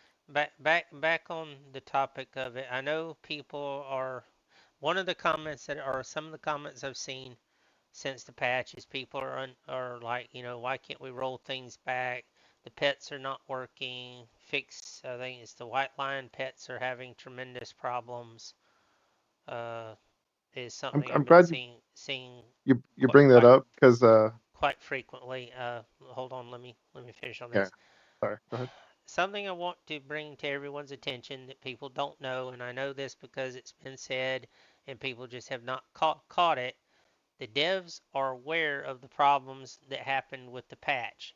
Here is the issue at hand. They are not, from what I understand, they are not entirely sure what triggered the break. So they're trying to back.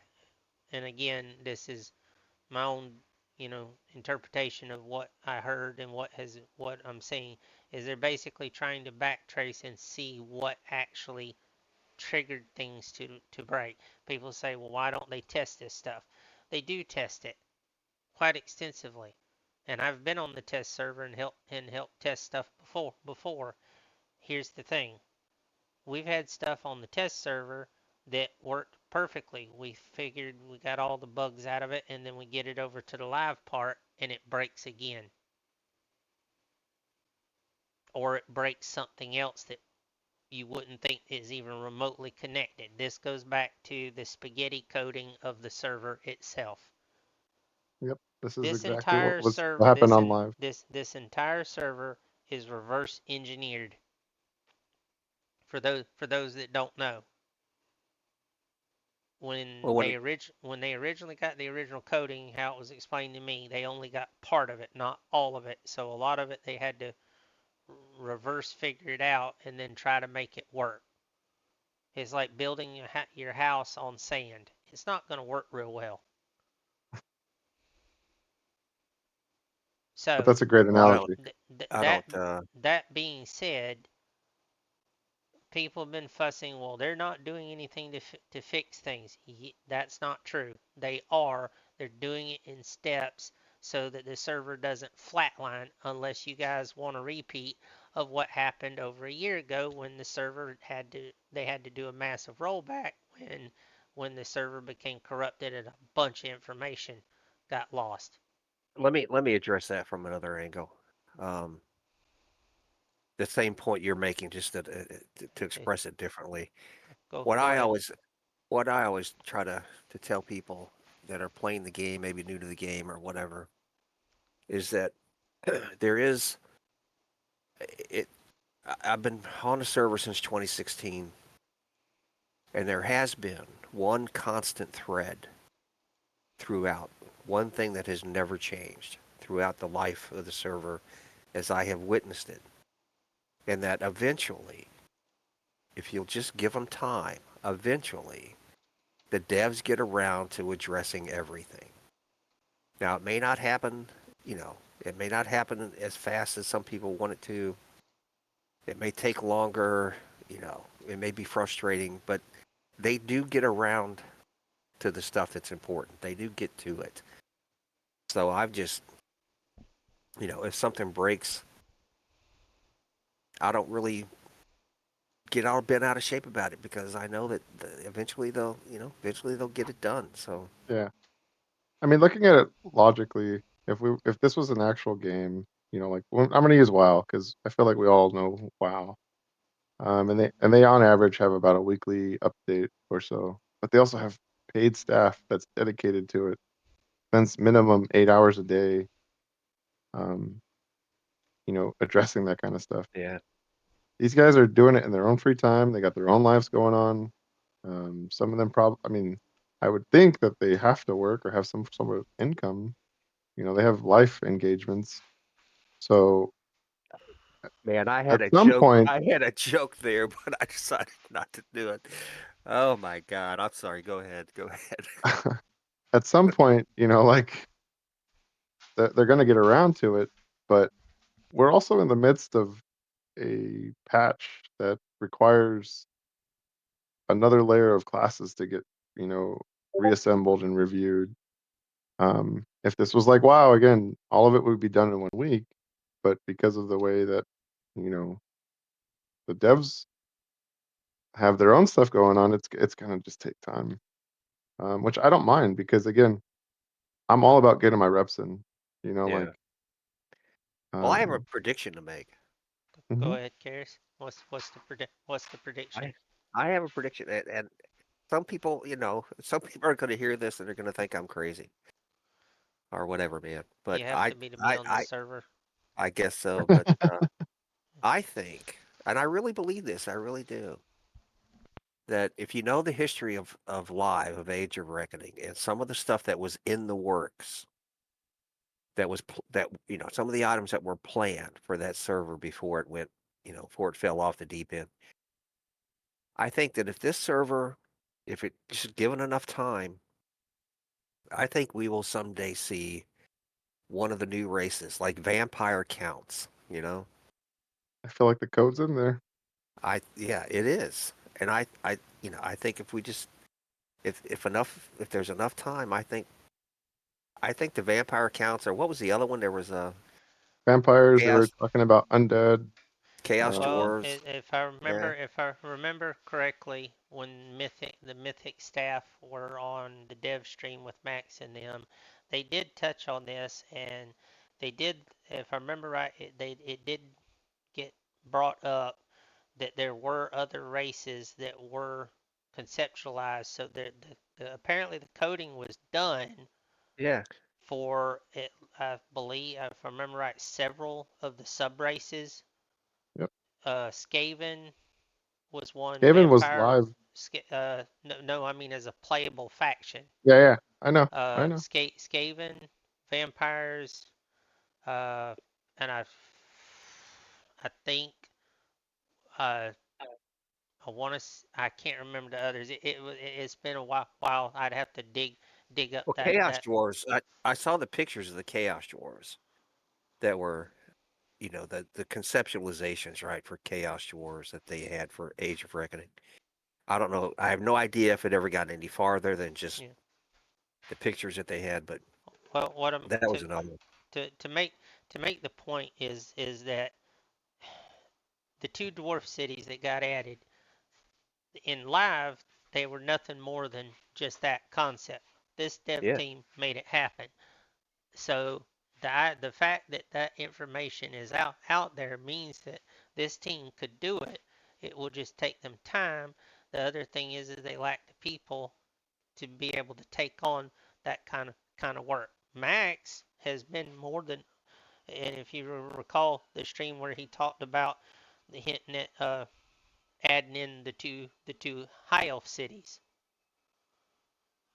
I He remember brought him talking about that too. he Yeah. brought he brought it up. I thought the community was gonna have a meltdown on that one, bringing in the two high elf cities because Well, it also opens up a lot of yeah. potential for the So trifaction. it's there. It's just needing the people and having the resources to do it is the thing, Hmm. gang. It hold on.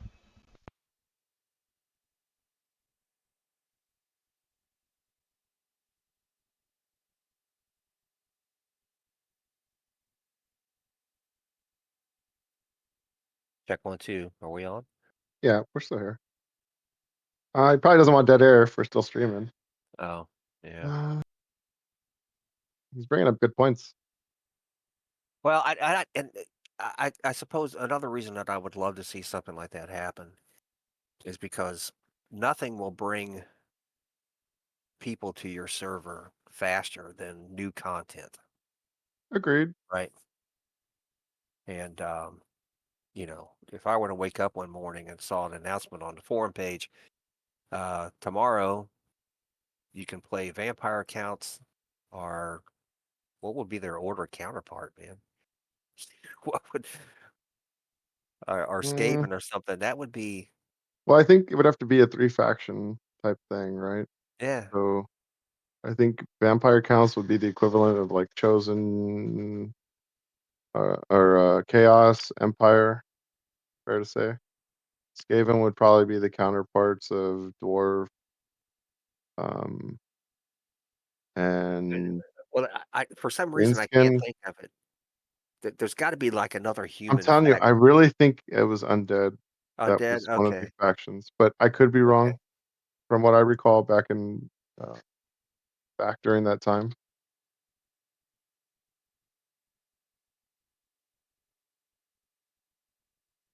But I really think it was undead because so if you kind of look at um, the pre or like the meta of the the how to explain this. So I believe that there is each faction has a kind of like a difficulty setting, right? Yeah. On Destro, I would argue that greenskins would probably be the easiest. Um, and when I say easiest, I mean the most forgiving, right? Like you have abilities that kind of like have a very bigger window of recovery, followed by like chaos and then Druki or Juchi um, as one of the more difficult, right? Um, Same thing with order, kind of in that same natural I'm back, progression. guys. Sorry. Had an Welcome back. emergency phone call, and I couldn't ignore it. My apologies to everyone in all the chats. All good, bud. As I always say, real life first. Well, last word on this subject for me at least. Hmm. Um, I just think, yeah, I built a vampire deck for my commander deck for my Magic playing, and Oh, I that's just awesome. think it would be, I just think it would be amazing to be able to log into this game and roll up a vampire. That would just be, you know, you talk about witch elves. going out and messing with people on the battlefield. You'd think vampires would have like a flying ability, or they'd be invisible or turn into puffs of smoke or whatever, man. They'd have to have some type of like, Something. Yeah. at least in tactics, no, some type of racial that gives you like increased movement or Yeah, They could speed. give Yeah, they speed could would give be. them yeah, a racial talent, kind of like similar to what the Gobos have when they get hit. It gives them a yep. speed boost. They could do something like that. A flying I mean, it ability, no, because the game will not doesn't support support the. support Yeah, that. yeah. But they could give But, them a hovering ability type effect, similar to what the Magus has with their discs. I yeah, mean, the yeah, code's yeah. there, and they could piggyback and then build. But I would, and it would be so cool to see that. I would like to see just a little bit more, not quality of life, but some of the other stuff flushed out first. And have you heard anything since we're kind of into fantasy land here? Todd, have you heard anything about Tomb of the Vulture Lord? That's still a ways down I, the I road. want Land of the There's Dead. I miss Land of the Dead the most. hold on, Yeah. let me answer one thing at a time. Tomb of the Vulture Lord is still a long ways off. There's a lot to be done there, coding and everything. That's as much as I can say on that. Land of the Dead, no, still no real ETA because there's other things in the works. I will say this much: Lost Vale is the next dungeon to be released. Yeah, I did hear that. I remember that. And with But the that, Lost Vale's cool. I believe you will see the Dark Promise gear rework set be coming with that, as I recall. That much I can say because it's already been announced, so I can discuss it. But beyond that, I can't say anything else. Are we in another ad break? No ad break. Okay. Okay. Well, Lost Vale is I I always liked that dungeon. Yeah, That and Bastion's there with my two not favorite. a I fan of thought BS, but I um understand it. but I thought I always liked. Wait, Ad there's an break. ad on Hold this on. screen. Yeah. It just kicked in. Thank you, Twitch. That's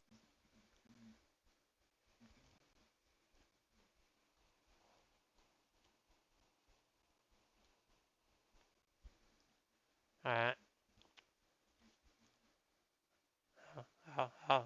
I'll be here because there's still more I want to discuss. So this show's actually going to run a little over.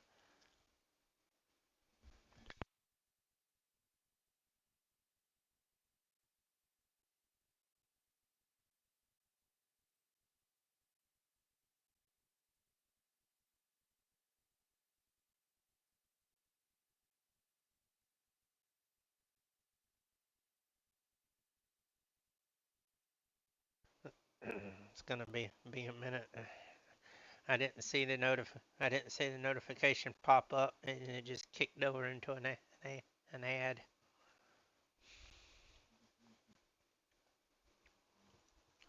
Yeah, I'm trying to help some guys with a sewers run, but we're having trouble getting a full crew, mainly heels. And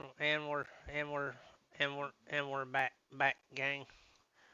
Well, if you you want to need. hop on a low level heat on, well, at least a low I don't level have a low healer level, but I'll or get you my high lowest level, level it's that either doesn't either have or. keepers.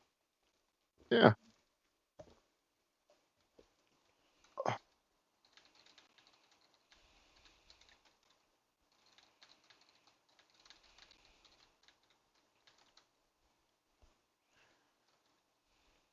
Plus, I should probably check the pop since all the guildies log.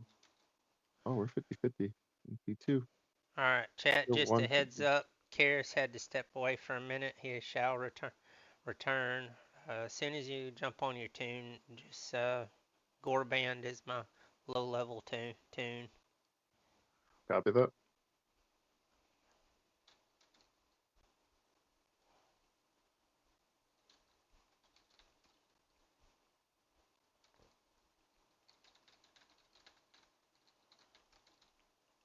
Now I can shamelessly promote my order guild that we're still building up, which is Concordia Discord. Yeah, because all the It, people it, that's in this group's all from the Big newbie guild. I guess I should get it on my room priest.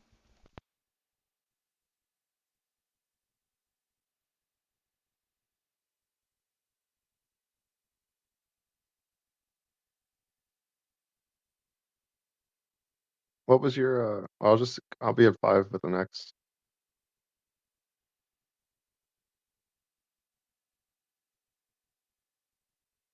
There we go. Oh, you want to just run it? Let me get on my I'll just heal you through with my warrior priest. You can stay on that one if you want to. No, You no, just no, gotta no, no. be careful. That way we can just get through it real quick. I'll just grab my warrior priest. I'm still a baby warrior priest, but I could get us through this at least.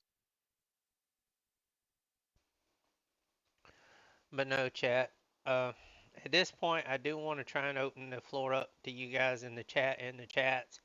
If you got Yeah. ideas for suggestions, you want to go to the devs as far as how to address some of the quirks and issues that's going on with some of the character classes, now would be a really good time because, as I said earlier, I do send a copy of the podcast directly to them.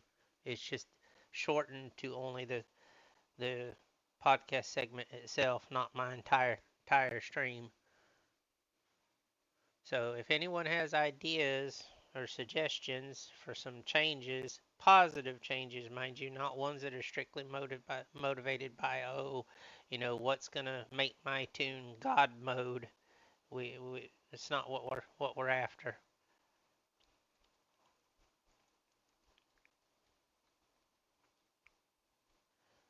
So again, Also, if you because have I just do a I random question for us or want me to go into some class questions, I don't mind.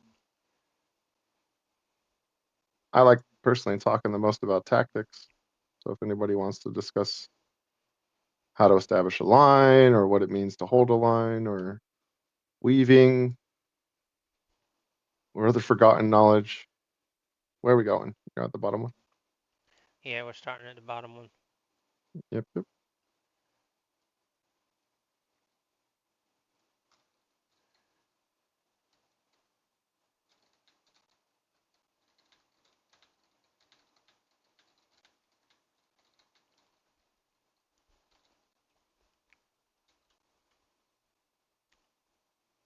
Buddy, we need to get you some talismans. I'm fixing to get my keeper set.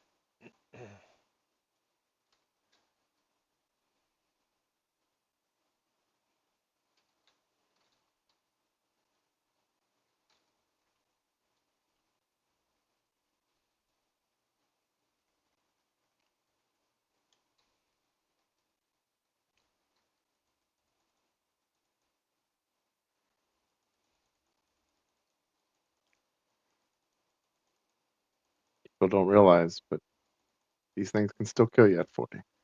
Yeah, I know.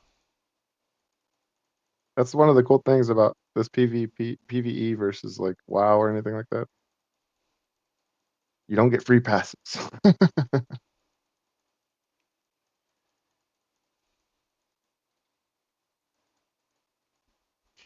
From your perspective, what would you say is more difficult, PE or CNT? Because I've yet to do CNT. It depends on the group you're running with. If people know what can be adaptive to things Hmm. going wrong. I mean, it's entirely situational with any dungeon or group that you run with. Yeah. There's no in this game. There's no cookie cutter format that works for everything. It just doesn't.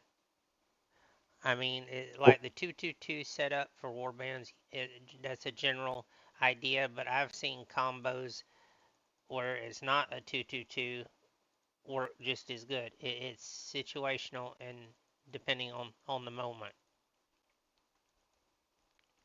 I've seen tank heavy warbands do good in defensive sieges, which in those cases, having heavy tanks and the heals to support it, yeah, you can put up a heck of a fight. Do you So think that goes back to, just develop developing your skills at reading the situation, adapting to what you need, and then recruiting accordingly based to what you need for that fight. well said. That being said, do you think so I don't know what the fastest timed gun bat Fastest is or time anything like that. gun bad. I Yeah. think Did one they even one. announce that? I think the fastest I've ever run through it was in about 35 minutes. Do you All think you three. could get it All down to about 15? No, No, that's it's too. not. It's not possible. 35 was with us chain pulling like almost the entire wing. What was your setup? Uh, one tank, one heal, 4 DPS, Mm, and I was the healer. Warrior priest? Nope, rune. But the trick is that at all times the tank had aggro, and the Mm, DPS have to pay attention to their threat gen. If at any time the DPS pulls, it's too much even on a geared healer to keep up with, because the healer's got to stay focused on the tank. yeah, So it comes down to DPS managing their threat, knowing when to back off, and sadly a lot of DPS don't do that. So I do recommend to those of you playing DPS classes, know your classes, but at the same time pay attention to that damage meter. If you start climbing on it, throttle back on your DPS. A lot of the fights in the game for the PvE end of it, it's not about, who's the best DPS or the fastest DPS. It's an endurance. It means it's outliving what you're fighting. Same thing in PvP to a degree. DPS has got to pay attention and know when to back off and then when to go at it. and that Uh, backing off and going at it is is what's called positioning, right? yeah, I've seen too many times where DPS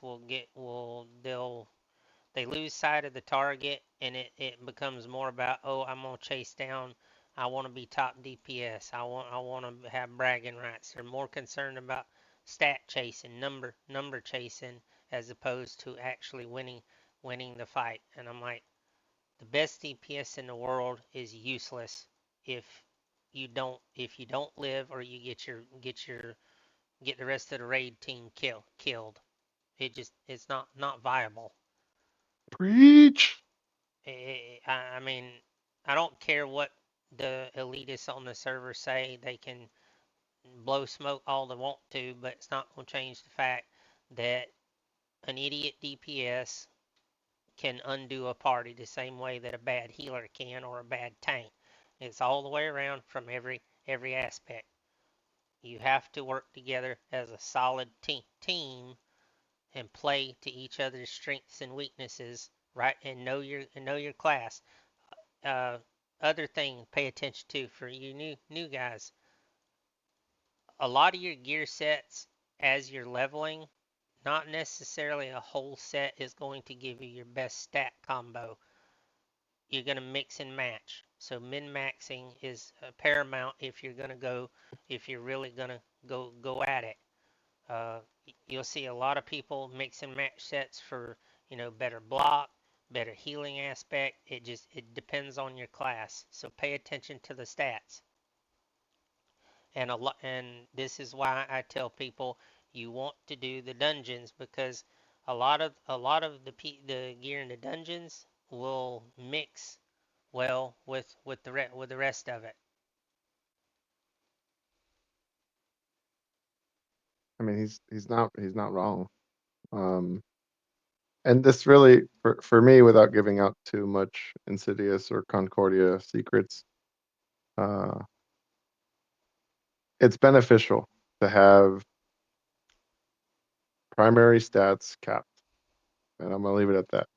If you guys like to know more, or you want to, give us a try, or because again, I'm not gonna lead my team through the normal meta. If my members want to play that way, that's fine. But if they want to get into the higher groups or the optimized groups that I'm trying to build, um, I don't know what to say. But there is a reason why um, a lot of us in live, we used to mix and match our sets accordingly. And then I don't know And how much you new players know about your BIS, but you're generally not going to wear your full set. I do it on my dock. I would do it on a tank for ability reasons and the extra two mastery points. But again, it's all going to be dependent on your group and your own intended role, right? Racers is making a point here. It's, life tap, then tank, and 4 DPS will be the best and fastest PvE comp, not RP or AM. Say it again. I didn't hear. He's saying life tap, then tank, 4 DPS will be the best and fastest PvE group, not RP or AM. Yeah, because I had a buddy who was doing it on his dock. I don't know if wasn't going to really get into it, but I think there's a little bit better of a speed run comp um, that centralizes around dock or warrior priest. I've run with so many speed groups that were really good that have tried oddball group makeups and have made it work. Hmm. Where I'm just like, okay, that's something new. That's why I tell people trial and error and trying new stuff is not a bad thing. Yeah. I mean, personally, I would like to see an all faction group and then eventually an all faction warband, but that's my own, far reaching dream fantasy type thing. I just think it would be really cool to see a bunch of, empire groups or, Azure or Dawi uh, parties, that are only those specific ones. And I only say this because I believe that there's a degree of synergy that's already naturally invested into the game from, live. Um, I just don't know how much of it's affected because of the lack of PvE tactics and racial tactics that are not available on ROR. Hard to say. Hard to say on that front. I mean, Yeah. again, the main drive of the game is PvP. It always will be. I'm not gonna ever say it's not. Hmm. There is a lot of PvE in the game that is there for those that want to do PvE. I've had the devs on the show before, and they've said, one of the best ways to gear, do PQs, do dungeons, get your armor ward unlocks, but don't stop PvPing. Do your PvP as you're doing all of that, so that by the time you hit the higher renown ranks, you'll have your war crest saved up so that you can get your gear and be more competitive. I've put that leveling method to the test. They're not wrong. Uh, I get some people thoroughly despise PvE. They're just never gonna do it. Fine, that's all fine and well. But where I disagree is telling people outright to not do anything other than PvP when I've run both leveling methods. And when it comes to just leveling off of the PvP side of things, you spend double the war crests versus when you do it the way that I just said. I'm like, Yeah. why put in double the effort when you can do it like this? You'll still get your PvPing in, but you won't have near the grinding time. So for me, I did that on my or so a little bit about the history of my doc. I did something similar where I only focused on PvE, and I did my best to supplement wards through PvE. For the amount of time that I get to play though, and I would I don't care anymore. Like I'll just use my war crest because I know at the end of the day the real grind is the war crest. Um, not just for that ring for triumph, but that's where you get the most benefit from everything. So for me, I just want to spend as much time as I can in the game, and since I play N8 hours, it's a little harder to find um, PvE groups at certain hours during the week. But what I'm saying is find the way that you want your progression path to be. And if you don't know and your guild's not helping you, just reach out to me or Big T, Toth. We'll definitely set you on course. Um, Personally, if you got the time, I would try to suggest or encourage you to save your crests. But if you're someone like me that works a lot and just plays primarily on the weekends or um, maybe just Saturday, then it's okay to spend your war crests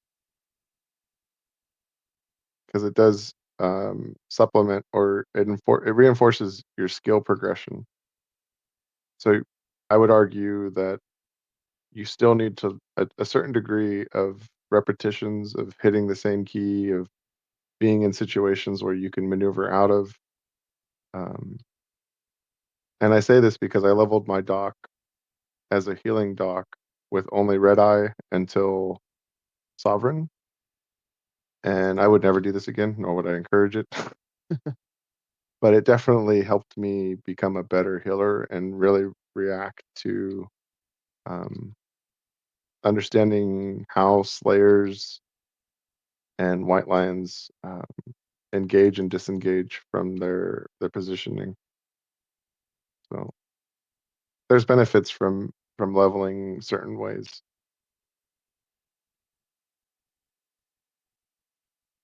I guess is my argument.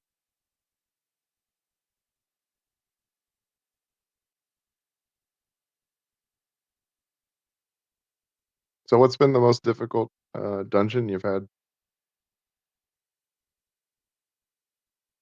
Would you say it's like BS? Ad break. Hold on. Twitch is getting bad about not. It's not even alerting me that it's doing it. Oh, that's rough, bud.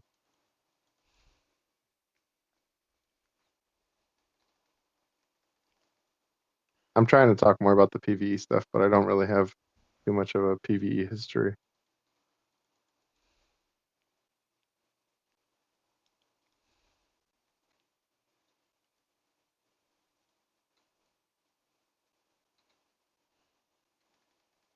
You just run into these lobbies, or you running someone through you now?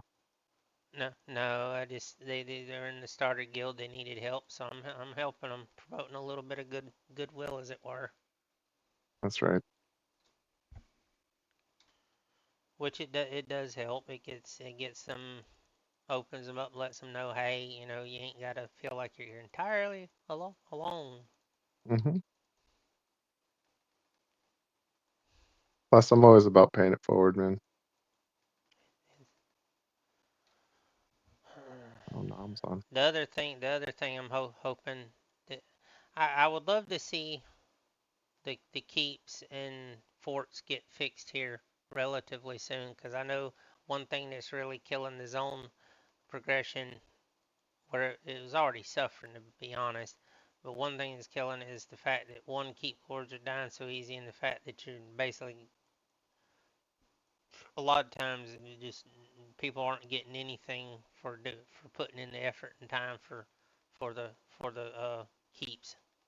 Yeah, I'm seeing that more and more frequently, and I'm like, and some people, I'm like, they've been in the zone fighting longer than I've been there. I'm like, they should have got something. I agree.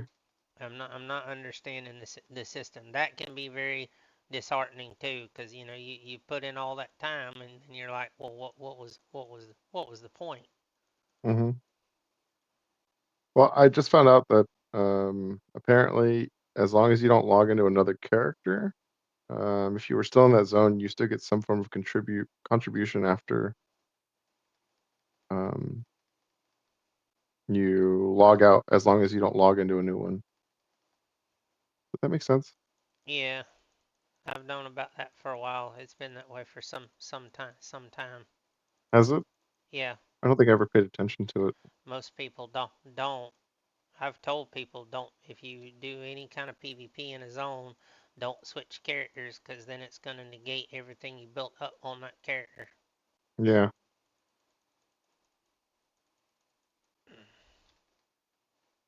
it's definitely different than it was on live. Yeah, the server's got a lot in common with live, but also there's been so many changes.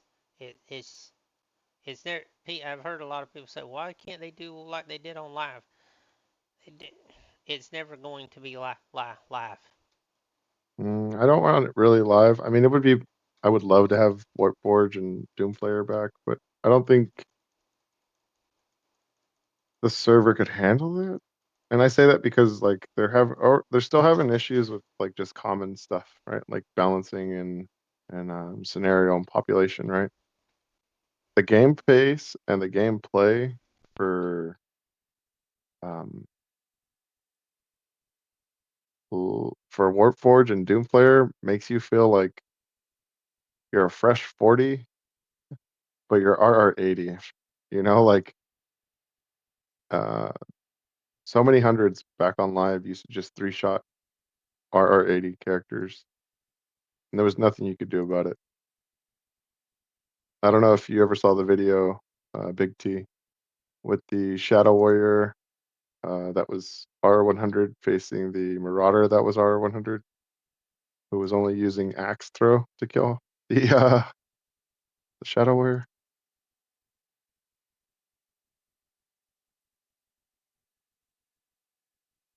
But Heard of it. basically, I think I watched it a long time ago. yeah, basically because of the regen that the Marauders used to get in Monstrosity and the dot from Claw, uh, you could kill a Shadow Warrior with just axing them to death.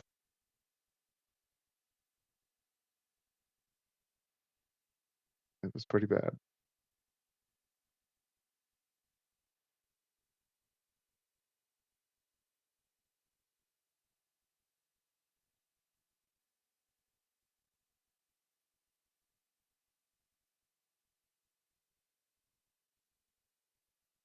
So I actually wanted to ask, since Marduk mentioned his favorite classes, what's your favorite from Destro?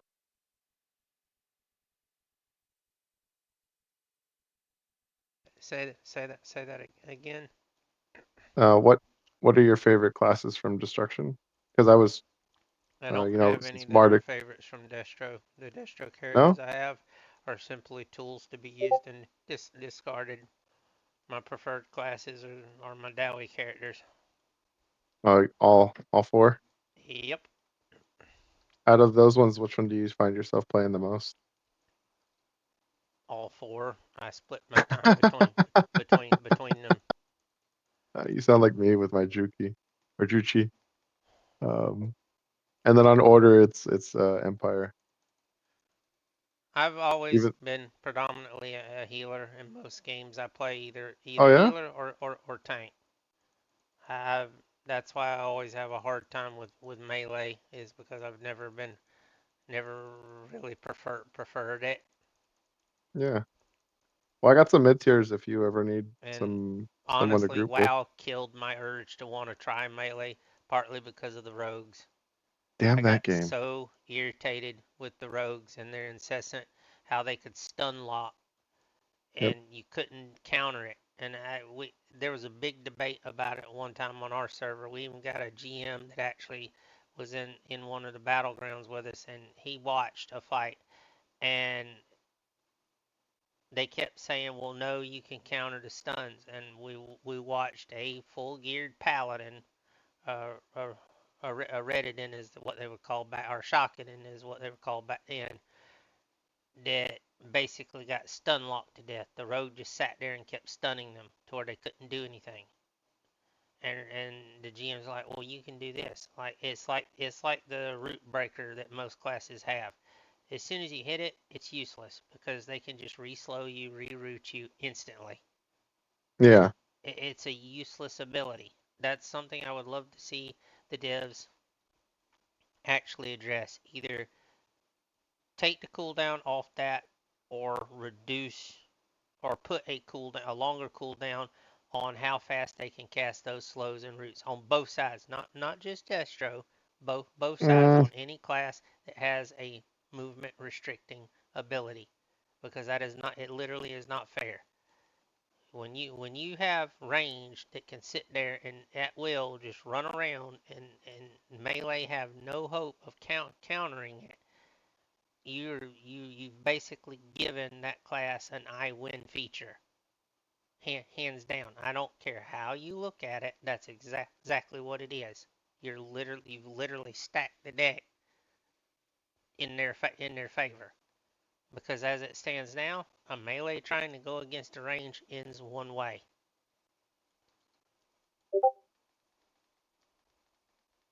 It ends up with the melee dead, because most of the time the range just simply kites them around and kills them. Kills them. yes. And they can't catch them.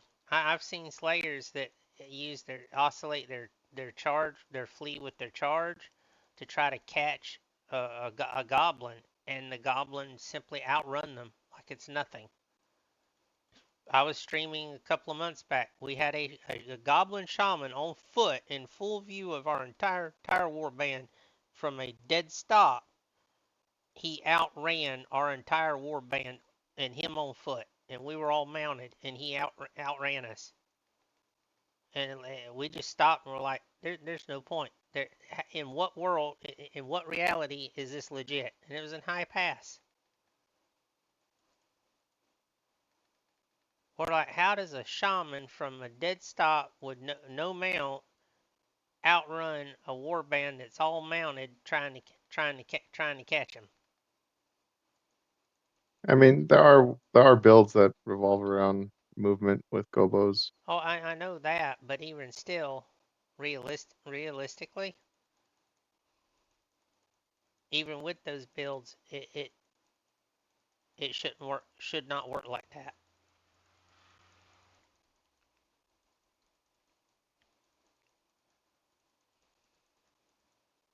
Well, I think it works that way because the game is missing some of its live elements.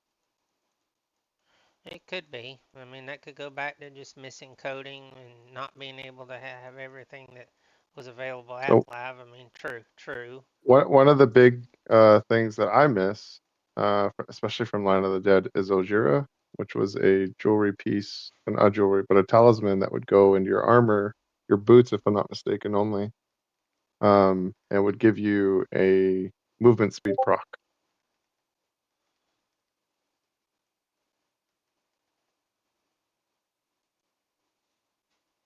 So that was one way to counter that, and which I used to. So my favorite class in the game, period, is a witch hunter. That's what I mained on live towards the end of the game, and I never had an issue with gobos. Those were like those were like the kill easy targets, um, and I'm talking like a proper fight with them too, not something where I'm just like instantly melting them. Yeah, there's things that I agree with a lot of the things that people say. They point out little odds and end things that could be adjusted on almost every class. And Hmm. to a degree, yeah, fine tuning is in order. I don't want to see stuff nerfed by no Yeah, means. I'm tired of Slight seeing stuff slight removed, slight maybe adjustments adjusted. Yeah. to fine tune it to make it where it's a bit more even. Sure. Just don't make an adjustment solely based on what one person or one group of people are saying. Hmm. And that's what some people want, and I'm like, or have the mindset of, is they want the changes to be only based on what they want. Yeah. And it doesn't work. It will never work like that. Well, just like this whole, DPS wave that we're getting on this next patch, that's technically one whole patch after we get that, right? Like now they have to, at least from my perspective, is they'd want some data to see how that's affecting us entirely, right? Like maybe the tank rolls need to get fine tuned a little tighter or lower. Or maybe we're gonna expect a whole nother year before we see a uh, full DPS tank healer, you know, rework like we are on this one. But my point that I want everyone to take away with is the time it takes for all of this to occur is fairly long. And if we're gonna constantly, you know, dissect the class to the point where there's nothing left besides just the words that are there, then we're gonna get those kind of results when the feedback reaches the devs. So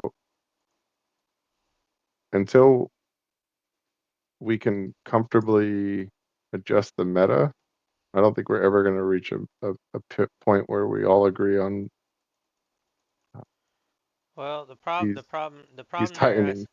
I get what you're saying, and I'll say this for everyone.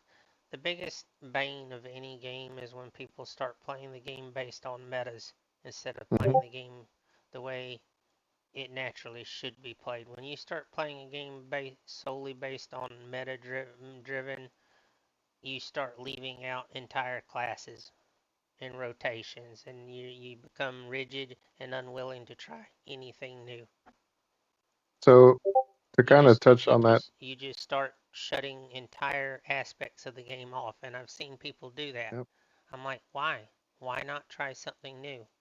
Thinking outside the And box is what most MMOs are about. I'll bring this. So there's a lot there. So right now, Destro doesn't have a lot of squig herders, or at least range squig herders that I've seen. The ones that are there, you know, they're quality, but you kind of just need a natural herd of squig herders. What does that mean? Just people playing them because they like the class.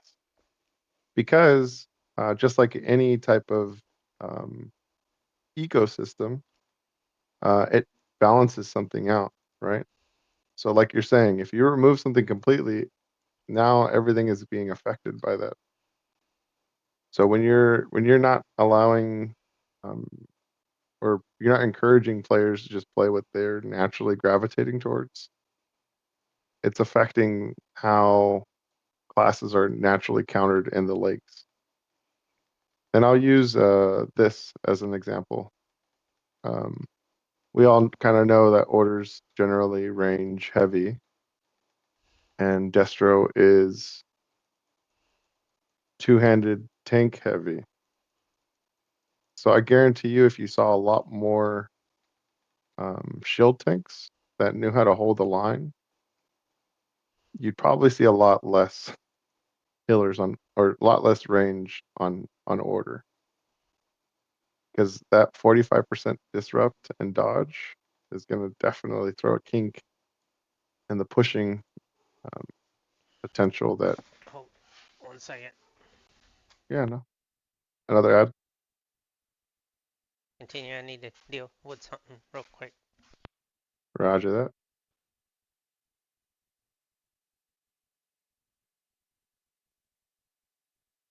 Chat, I don't know what you want to talk about, let alone do I know what you want to hear. But the one thing I don't want to hear is some dead space, or not dead space, but dead airtime when I'm listening to something. So I'm going to just kind of ramble on for a bit. No, you're fine. I was dealing with something that happened was going I on. got you, T. I was just trying to keep the podcast and, you No, know, I understand. your It's people engaged. uh,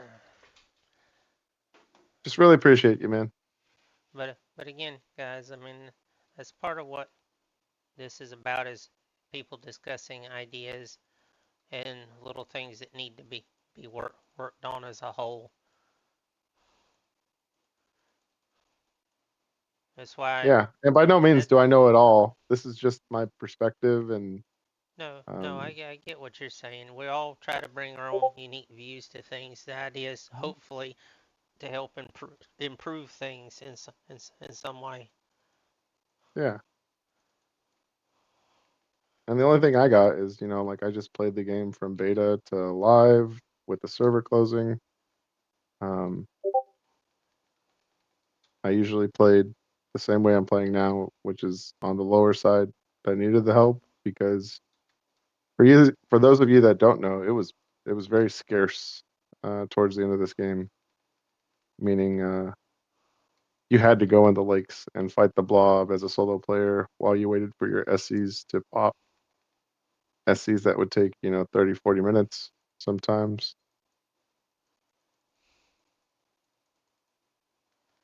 We're at Nope, almost at that point again because it's just in reverse. I know. Well, not really reverse. The blobs are getting so out of hand that people are taking to doing SCs and PvE because they're just fed up of it.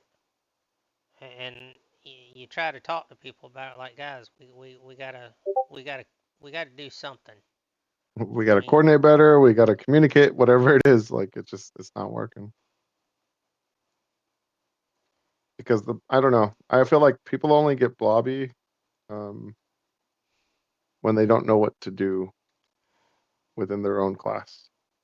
well, I guess my benefit of watching what's going on and me having the destro tunes and being able to, like, when I've been working on quest guide stuff and seeing the chatter, Hmm. the biggest thing that I've seen and even in some of the discords, I will not say which because I do have access to quite a few discords. It's more people's egos getting bruised than anything else because it's like yesterday, prime example. Gruffrip showed up in Prague. Hmm. Retribution was there. We had a 1v1 warband versus warband. But as far as I knew, both sides enjoyed it. Not a couple minutes later was another engagement, same warband. They lost again. Okay. A few minutes later, here comes two warbands. And from then on, it ended up getting up to three warbands specifically just kept pounding Retribution. And it's not the first time I've seen it. And it's just Yeah, it's that I win mentality of where, oh well, we don't want a fair fight. We want to win, so we don't care if it basically kills the lakes. And then you see him pop into the regional chat wanting to know, well, why is an order fighting? Why should one war band face three or more? they shouldn't. They should never. But that one warband then just has. I mean, I hate to say it, but they have to have what I would call dirty tactics, right? Like you got to start Dirty doing stuff tactics outside of the don't help box. when you're simply outgunned and I know, you've got I know, people. And and you I'm got gonna to just say, take what kills you it's can. yeah, it's happened. I mean, a lot of times Retribution will try to fight it out and rally order, and we did have help from a Pug War band that stood with Hmm. us once they finally got going. But it doesn't change the fact that you basically have people that are being motivated out of a vindictive urge to play versus of wanting to just play to have fun. Fun. Yeah, I know. They've turned cruel with how they want to do things because, well, I lost, I got hurt, now I'm gonna make you hurt. I'm like, so you want to upend the game because of some petty reason? These are the things I've been trying to draw people's attention to, things that need to Hmm. change. This is touching on what we were talking about earlier. The player base has the power to change this.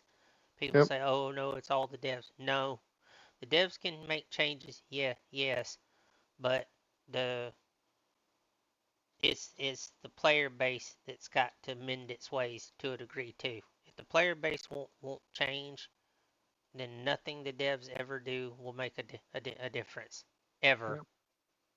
And that's the truth of it.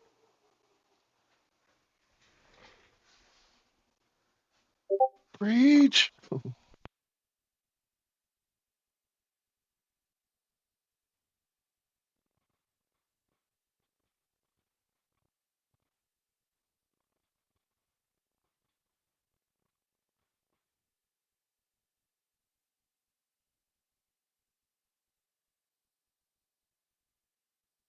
So it's something that I've had to repeatedly say to people on both sides, destro and order, and they don't like to hear it. No, because That it's that's challenging one of what they do know. isn't it? I'm trying to think. Isn't it Warden? You told me your name once before, or was it? I can't think right now. He's saying players follow the path of least resistance. That's why the lakes are like this, and that's true. But it also goes back to what I was saying is the player base could choose to make the real difference. They just they're not they're not doing it. Well, it's all framing, you know. Um, so like me, when I'm playing against a pre-made and the SCs, and all they're doing is choosing to farm, and if I'm playing in an SC where I can actually like win it, I'll try to win it then, because at least I will net more renown for my time spent than if I lost. Because if I lose, I'll only get about 1,000 at most, and that's if I'm being lucky. But at least if I'm fighting the objective, right, then I'm capable of walking away with maybe 2,000, 3,000 renown if I'm lucky. And for a weekend event at SE, that's really good for losing, you know. I get what you're saying. How do you say your name again? You told me once before, and I Oh, my cannot. my actual name, or you mean No, my? not. I'm talking about a person in my chat that I'm trying. Oh, Uh, wait, waiter, worder. I'm tongue tied today.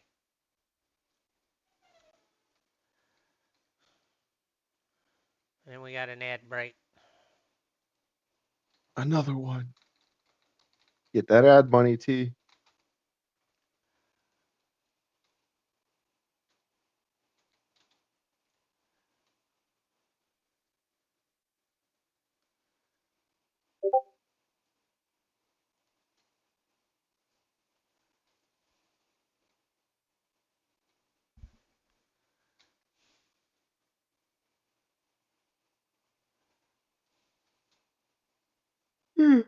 Excuse me.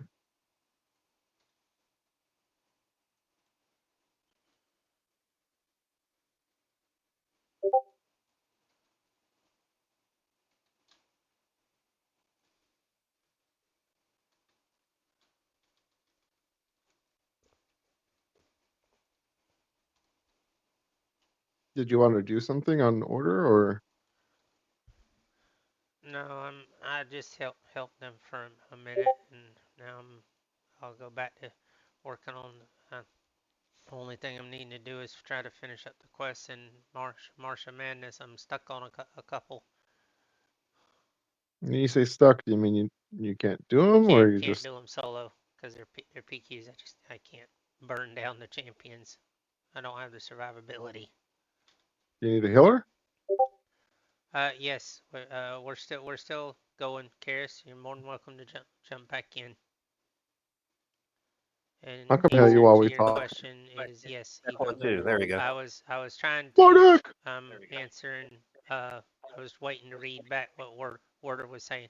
Why choose possibility to lose when you can stomp the enemy? I get that, and a lot of people make that same decision. But what I try to draw people's attention to is the fact that is it worth the negative outcome? And some people it does actually get through to them, and they understand that hey, doing this it has a negative aspect to it. Is that when you sit there and you constantly beat down on one side or the other with the mentality of, oh, let's just stomp the other side into oblivion, it drives people off, and it produces the effect that we have been getting. if you want there to be change, then you're gonna have to change what you're doing. So flat honestly, it should click in their heads, hey, stop. I have a suggestion for that. See what order was. Hold on a second here. Okay. On live, there was a login block if the server was one-sided. 55-45 makes the game unplayable, and I've seen 60-40 sometimes. That's true. Having something like that could be a two-edged sword, but I'd almost say I'd be willing to try it because it would force people to have to play on the side that's the underdog, and it would force an auto balance. So me personally, I would be willing to give it a go to see something like that implemented. Is have something that would basically force the people, like if there's too many on Destro, you simply cannot log in on Destro. Period. That's hard though, because It's got a negative side effect to it. It does, but we're at a point. Case in point, the last 3 weeks, if not more, it's EU Destro steamrolls order, and then vice versa in NA. It's just crazy. Well, okay. Well, mic on. Yeah. Okay.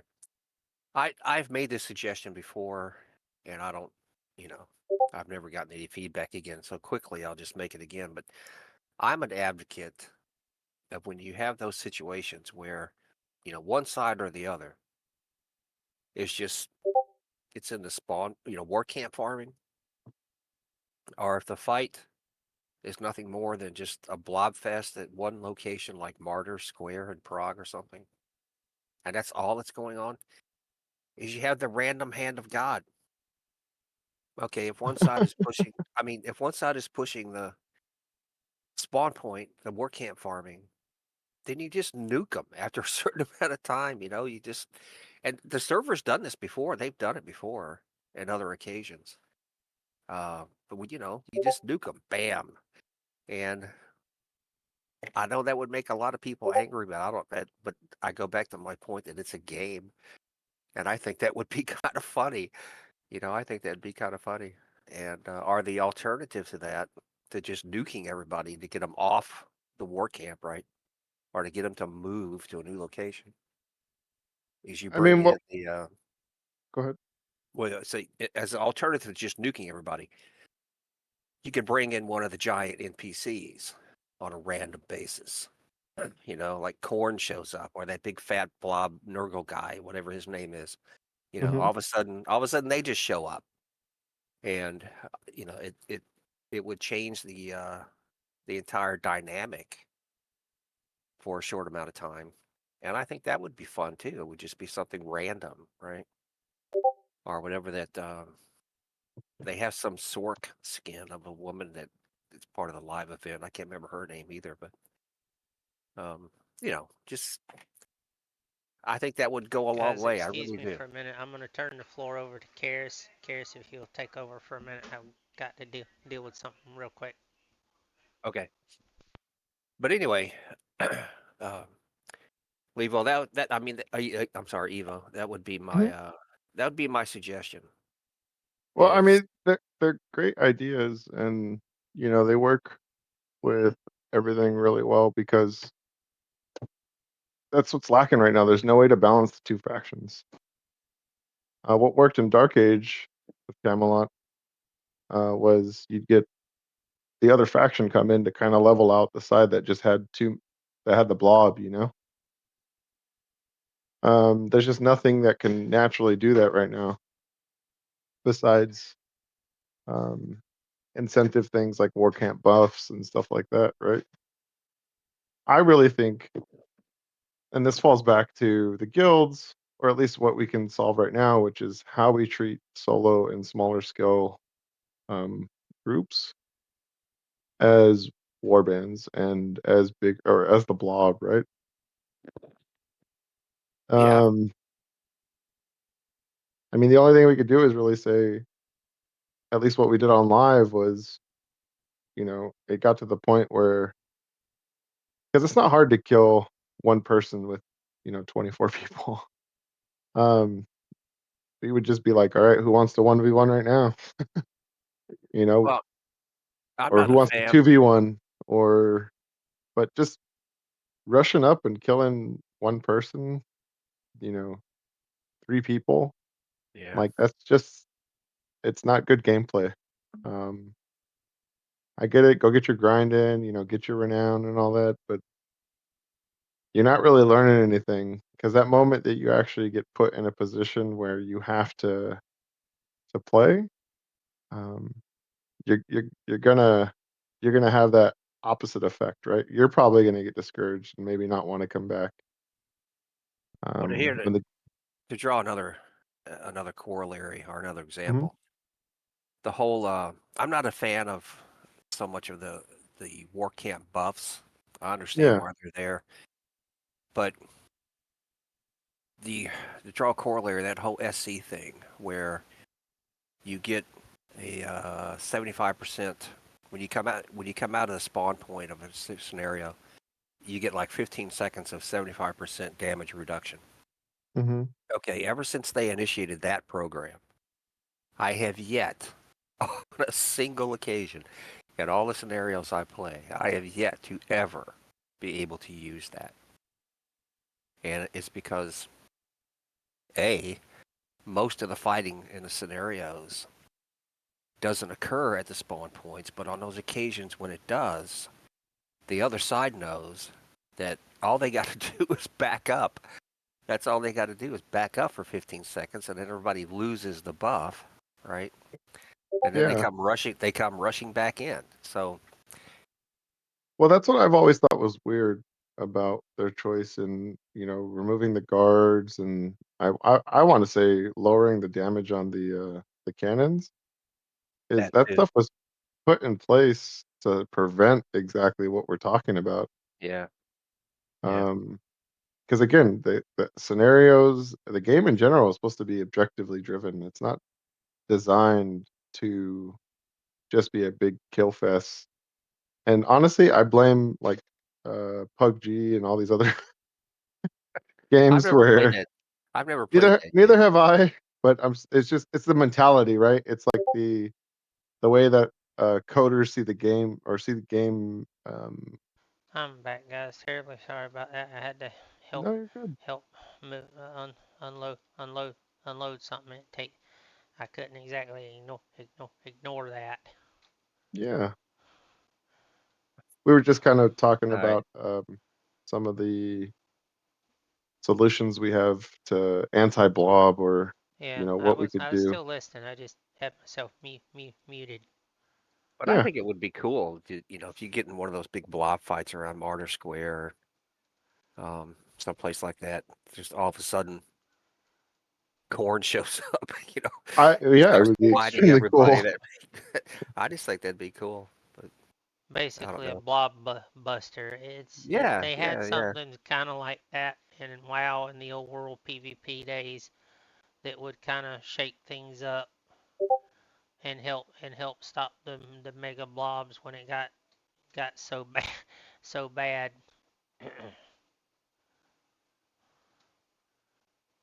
But anything that's, I think variety. That's the key word, right? If you want to keep a population in any kind of format like this, if you want to keep them interesting, it does take a little variety, Hmm. something different every now and then, man. Yeah, Zerusio, I think I'm saying that right. yeah, it's Zerusio is in the, Zarusio. He's a longtime supporter of the channel. He's actually yeah. one of the guys that's helped me work on the quest guide in the past. He's done quite a bit, quite a bit.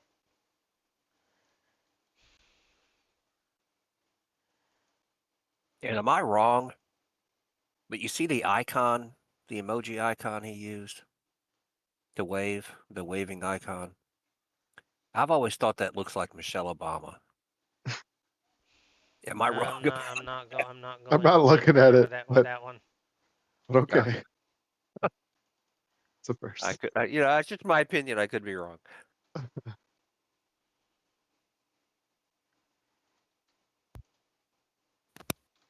Okay. I always forget that it puts me on the far side of the zone with this flight path.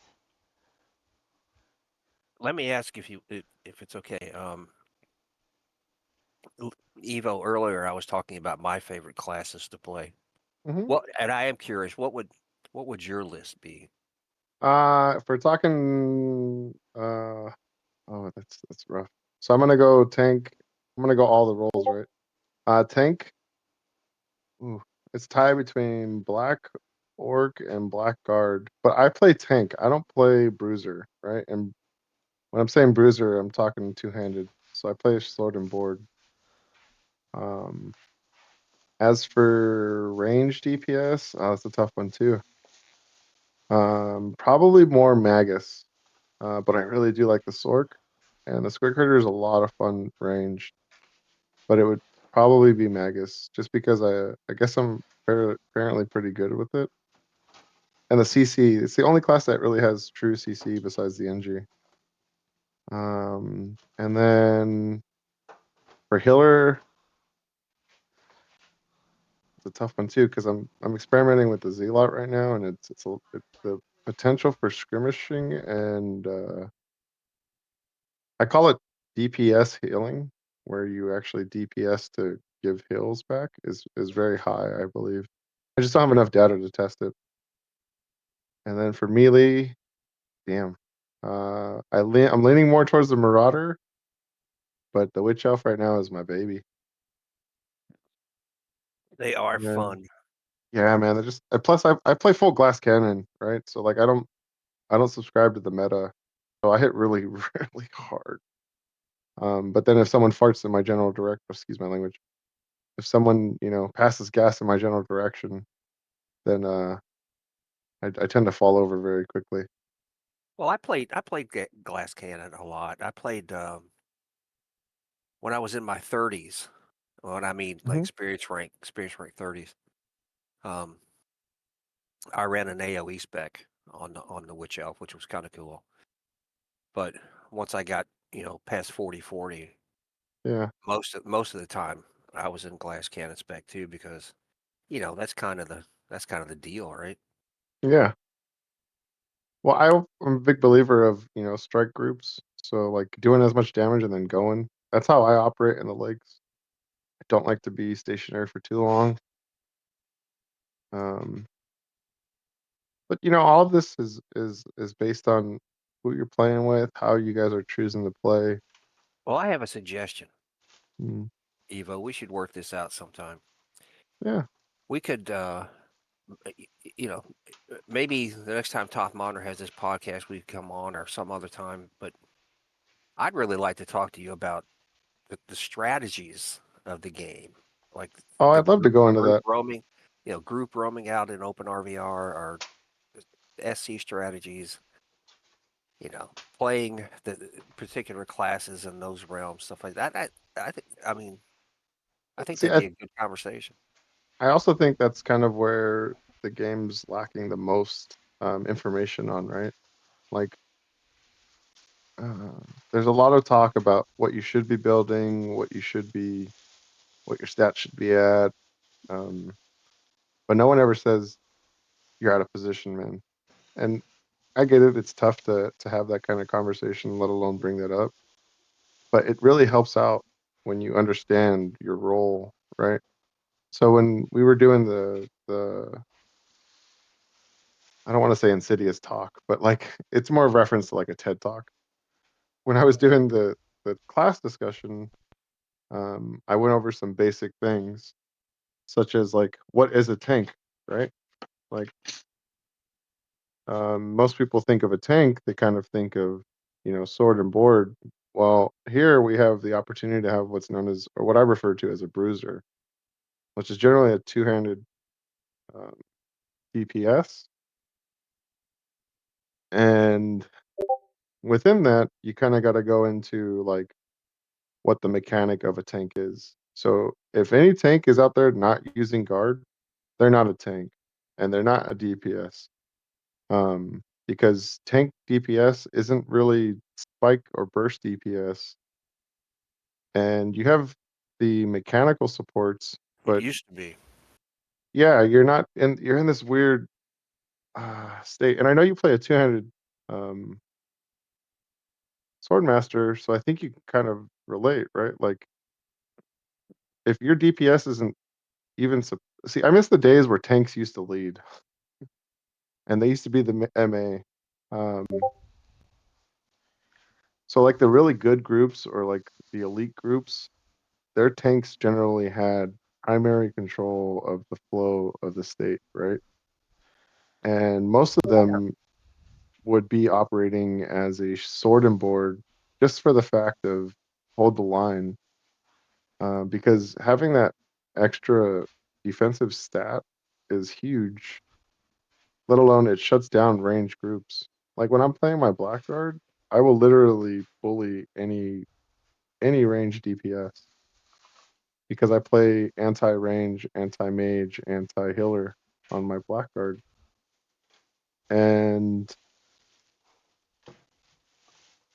when you're not using the mechanic, to tie this back in, you're kind of putting yourself in a situation where the group's kind of depending on you, and you're not utilizing what's you're designed for, right? So now you're putting the group in a position that's offsetting.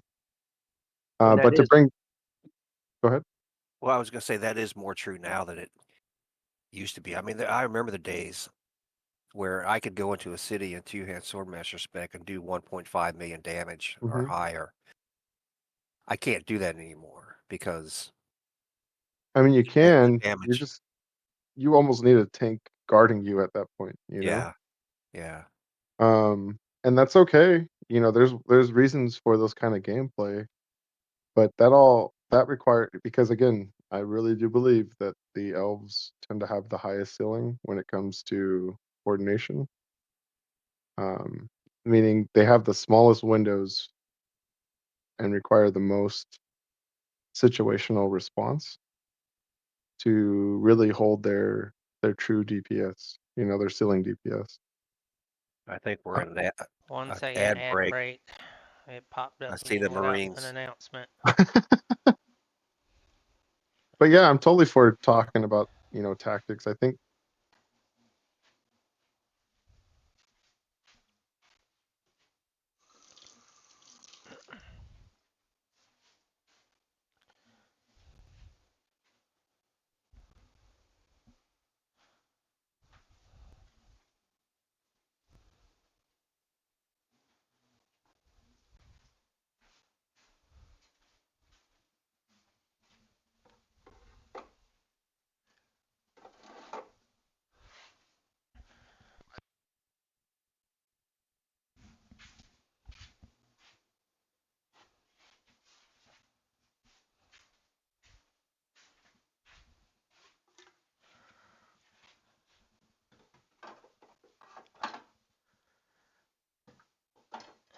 We can't. We can.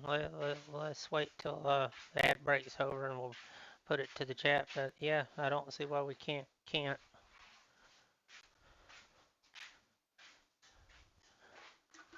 Yeah, that's what am I saying? What?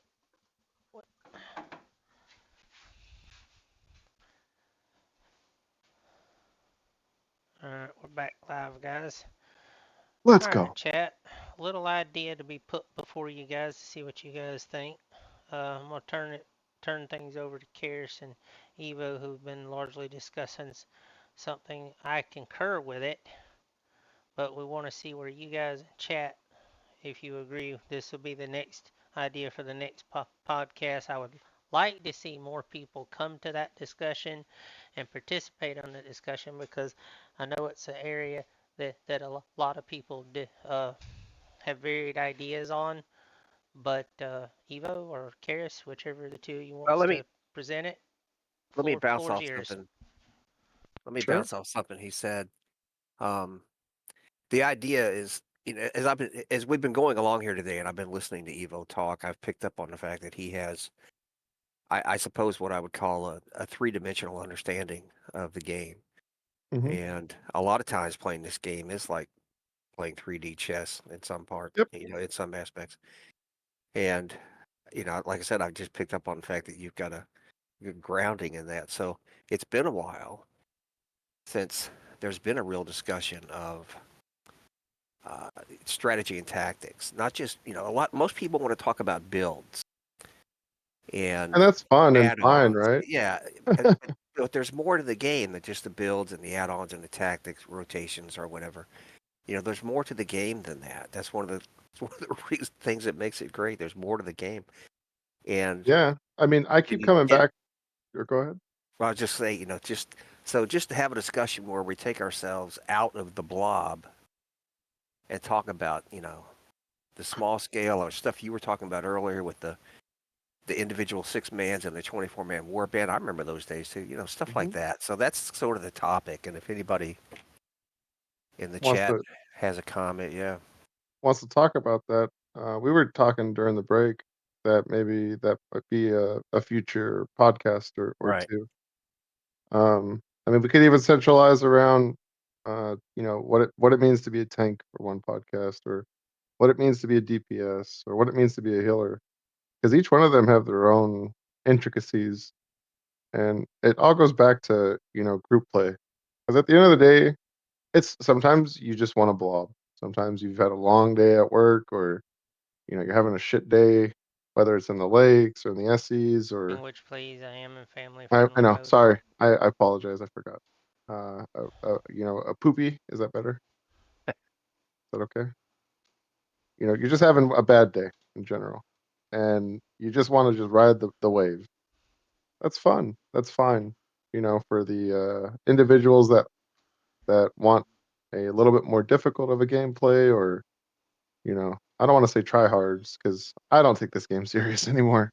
I might sound serious because that's just my competitive nature, but I haven't taken this game serious since the server shut down. And I say that because you know there's so much to talk about in this game, and if you take it serious, sometimes you forget that it's a game, and like Yeah. we've been saying, it's supposed to be fun. Um, a little bit into my own personal life, I was in Discord with some actual, real life buddies of mine, and they were talking about WoW, and this particular buddy of mine isn't really pulling his weight. He uh, he kind of got carried through to some of the higher tier stuff. I don't know WoW. I never will. I have a subscription just because these guys. I'm trying to get them to play Warhammer, and I was like, "You play 2 hours here, I'll play 2 hours there." Anyways, um, this buddy was just carried through, and he's arguing with my other friends that you guys don't want to play with me. And it got to the point where the guild leader over there, my real life friend, was like, "Look, man, I don't play this game to deal with this nonsense. I play this game because it's fun. Because I come here, I could just relax. I get to turn off my brain for a little bit, and that's what this game's supposed to be like too. Warhammer's supposed to give you the time to like just have fun, to connect with people, and to go kill things. Um, but if you don't know what you're doing in those roles, um, and you don't understand why you're getting frustrated because you feel like you're doing things right, then talking tactics and strategy is kind of where um, your next hidden level would be. I hope that tied it in well. Yeah. I Yeah, think I need Absolutely. more coffee. you're fine. Well, Over Todd. over overall, I'd say we've covered a decent Oh amount of yeah, stuff. The biggest thing to take away from this podcast is the fact that as a whole, the player base needs to reevaluate how they do things and know that with the newer players coming in, be more receptive to helping people learn because it will encourage them to say, hey, these people are more helpful. It'll bring more people in. We'll get the player base we want. We want more people to fight against, is the idea. It's the one thing I hear constantly. Well, the player base can make that happen, but they got to put the effort in to do it. And that would be my biggest thing I would tell everybody listening. Be more helpful. I'm not saying hold people's hands, but If they got a legitimate question, answer it. Don't be condescending. You don't have to be snide towards them. That that just all that does is reinforce people not wanting to ask for help. And then when they get into something where they should be asking for help or saying, "Hey, what do you need me doing?" where you need that communication, that could make the difference between winning and losing. And we've all seen the outcome of what happens when there's a breakdown of communication. Land of the Dead, SCs, you name it. It's communication and lack thereof, and answering those questions when people have them can make or break a game, especially a small community like ours. So And that everyone said amen. that's the big takeaway from this podcast. We're coming up on the 3 hour mark, guys. So Yeah, I Dang. gotta I I gotta was eat gonna my lunch. I was gonna say I'm gonna kind of wind things down here. I know we got a Yep, yep. little, wandered a little off into the blue yonder on some things, but as a whole, it was still pretty good. I do want to thank Yeah. Evo for tuning in. So the Anytime, T. next the next podcast, if you guys in chat are amenable to it, I think that's what we'll do. We'll have an actual full-on tactics discussion. So I encourage Evo, Karis, anybody else in chat, uh, talk to your guilds, come join in on that discussion. The more information we get out to the community, especially to the newer players, even some of the veteran players, you could hear a new idea that might work that you didn't think could work. It's trial and error. You won't know unless you try. End Great of the word. day. Uh, I'm gonna All right, buddy. turn the floor over to Karis and them, and they can make their closing comments, and I think we'll wrap it up there, gang. Well, Todd, I appreciate it.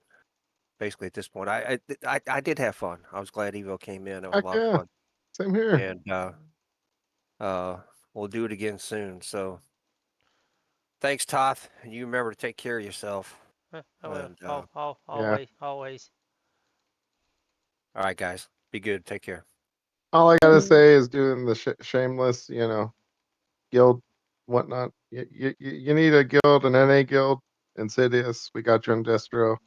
We're working on our order uh, side as well, because again, I like to hunt AAO. So if you got any, I don't want to say ex-Roman, but you definitely understand what it means to be the underdog, whether it's in real life or in game. Then I want to sponsor you.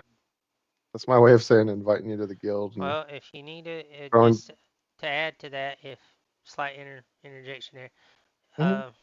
same thing I tell the other guilds. If you want me to run an ad on my channel to help with your Oh recruitment, no, no, no, no, no. no, I hold on. just Let me oh, finish. go ahead. I do that for all the guilds that want. That way, when I get newer players coming in saying, "Hey, you got any good recommendations for guilds?" I've got viable options. That's why I send so many people to Entropy and Chaos, or I send people to Order to certain guilds. Is because those guilds have said, "Hey, put could you run this ad for us?" I don't mind Hmm. because it does help, and it also lets people know these are the guilds that are the most outspoken and generally the most helpful. I mean, yeah, I'm trying to build my guild around that. Like we're getting pretty good traction. And if you want to, that's up to you. It just, we're mature. We're not trying to be drama. I mean, let me say it like this: we're trying to have just enough drama to not actually be drama. Like a lot of us work, and we kind of want to like just relax and chill. And some of them will hop in Discord, some of them won't. I am personally trying to work towards having my officers and the people that keep closest to me in the guild, you know, ready to function organized wise. So if you got some leadership in you, or you just want some good cultivation, I tend to mostly focus on tier one and mid tier um, characters, or at least that's where a lot of our recruitment is at right now. But again, we're just trying to offer the right support to the right people.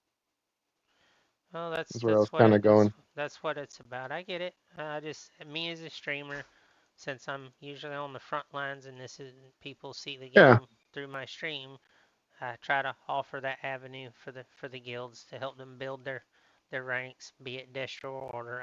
I don't care. I mean, yeah, I'm order main, but I'm not gonna simply say, oh no, don't do anything with destro.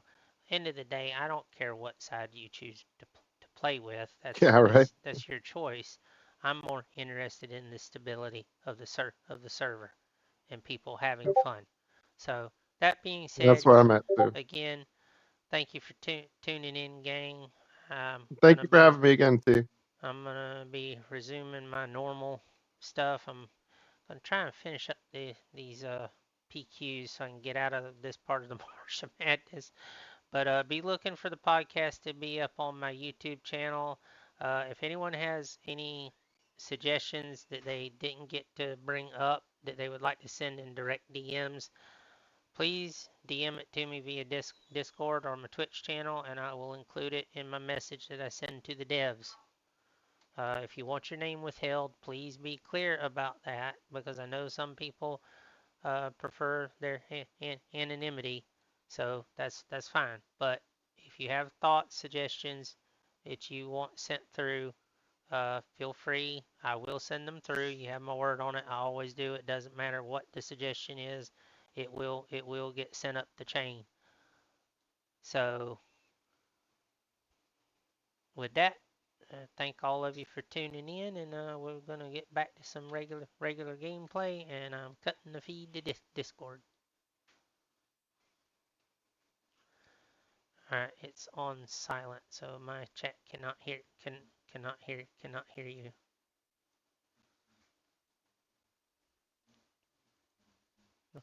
No.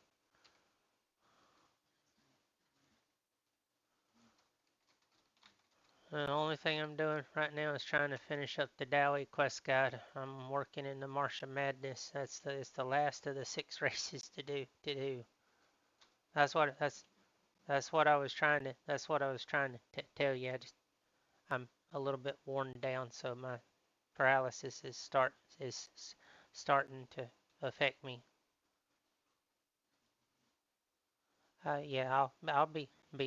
Yeah, I'll be on tomorrow. I'll probably be on tonight working on it too. So don't be surprised if you see me later this evening.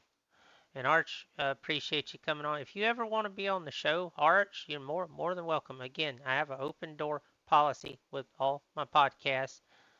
You know, topics are open to all topics are open to discussion unless it's something that's been discussed thoroughly because I don't want to rehash the same thing over and over again. Uh, you know, it's not. I'm not doing this just to help my channel. It's not about my channel. I started this to help the community. So uh, the offer's there. Uh,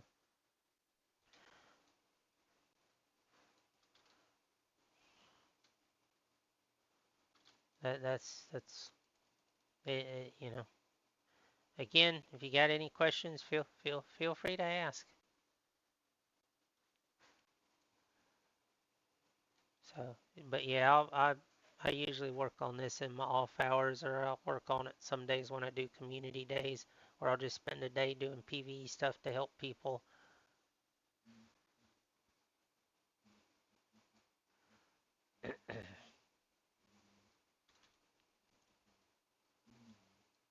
Hmm.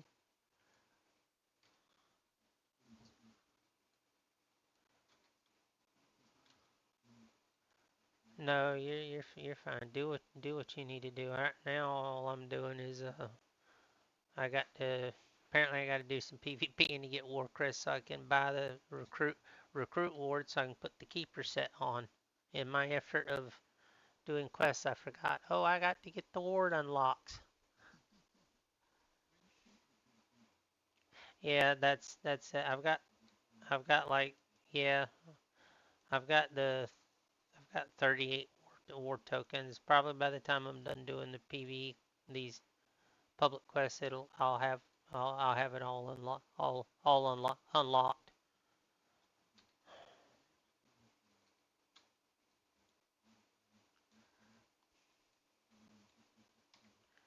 Yeah, give or take. It's an easy way to get your armor ward unlocks at low level. And if you're really a glutton for punishment, you can sit there and farm enough till you save up enough to get your mayhem and rune set.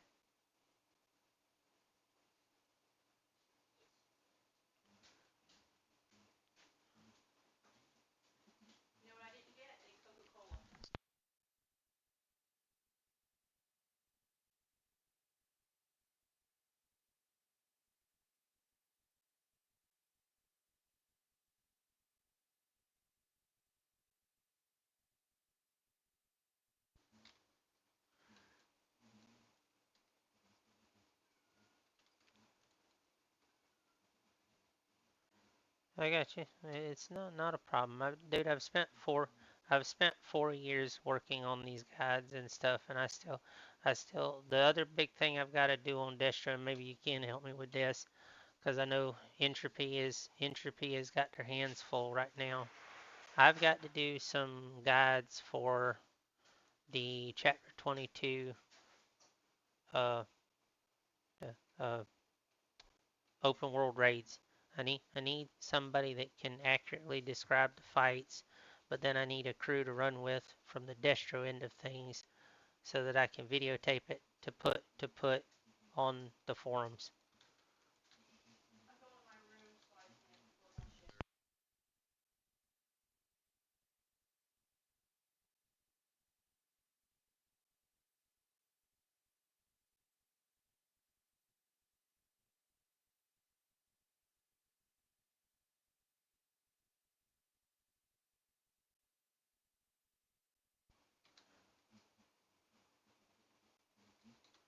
I got you. Well, anytime you need a tank, DPS, or heals for PvE stuff, let me know. I'll help with that on Destro. I just don't PvP. That's my one rule. Rule.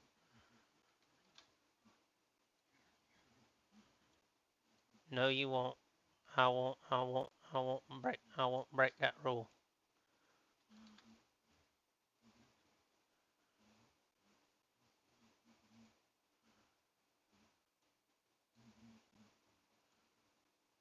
Yeah. I've thought about just doing box running just to grind out the levels to get the gear. But that would be, yeah. I could just I could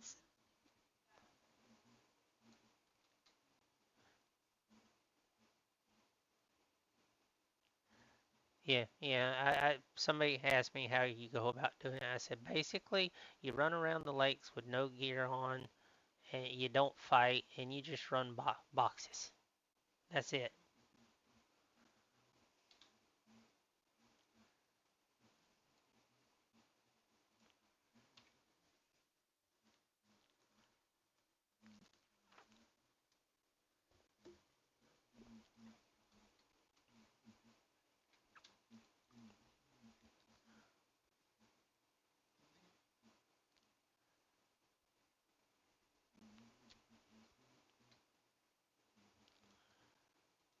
We'll see.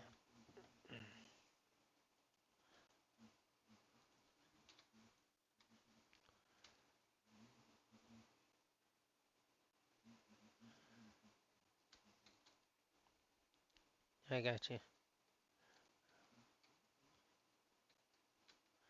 Yeah, I've got things that's on the boards that I need to do that will help the community, and it's things I pay attention to from both sides. But anyway, I'm gonna wrap my stream up. I'm going to see who all is on the raid lineup. So let me get some music real quick, and we'll finish this conversation just a second. But I do want to thank all of you guys in all three chats across Rumble, the Green Machine platform, and Twitch, because I've had well over a couple of hundred people watching uh, at various points. I've been watching the chats come and go. Uh, Again, for those of you on Rumble that are stopping in and have been checking things out, uh, hit Return to Reckoning You can Google it. It'll take you right to the website. We'd love to have you in on the game. We're always looking for new people to join in. But let me get a raid rolling, and let's see who we've got on the boards. I may do something a little bit later, guys, but I've got to rest now. We got quite a few rolling right now. Oh, I think we got us a potential here. This is a new person. First playthrough. It looks like a tag team. Yep. How about we go rate them? Rate them, guys. Pay him a visit. Oh, sounds like Australia, maybe New Zealand. Okay. Yep. We're gonna go pay him a visit. Make him feel welcome. Take it easy, man.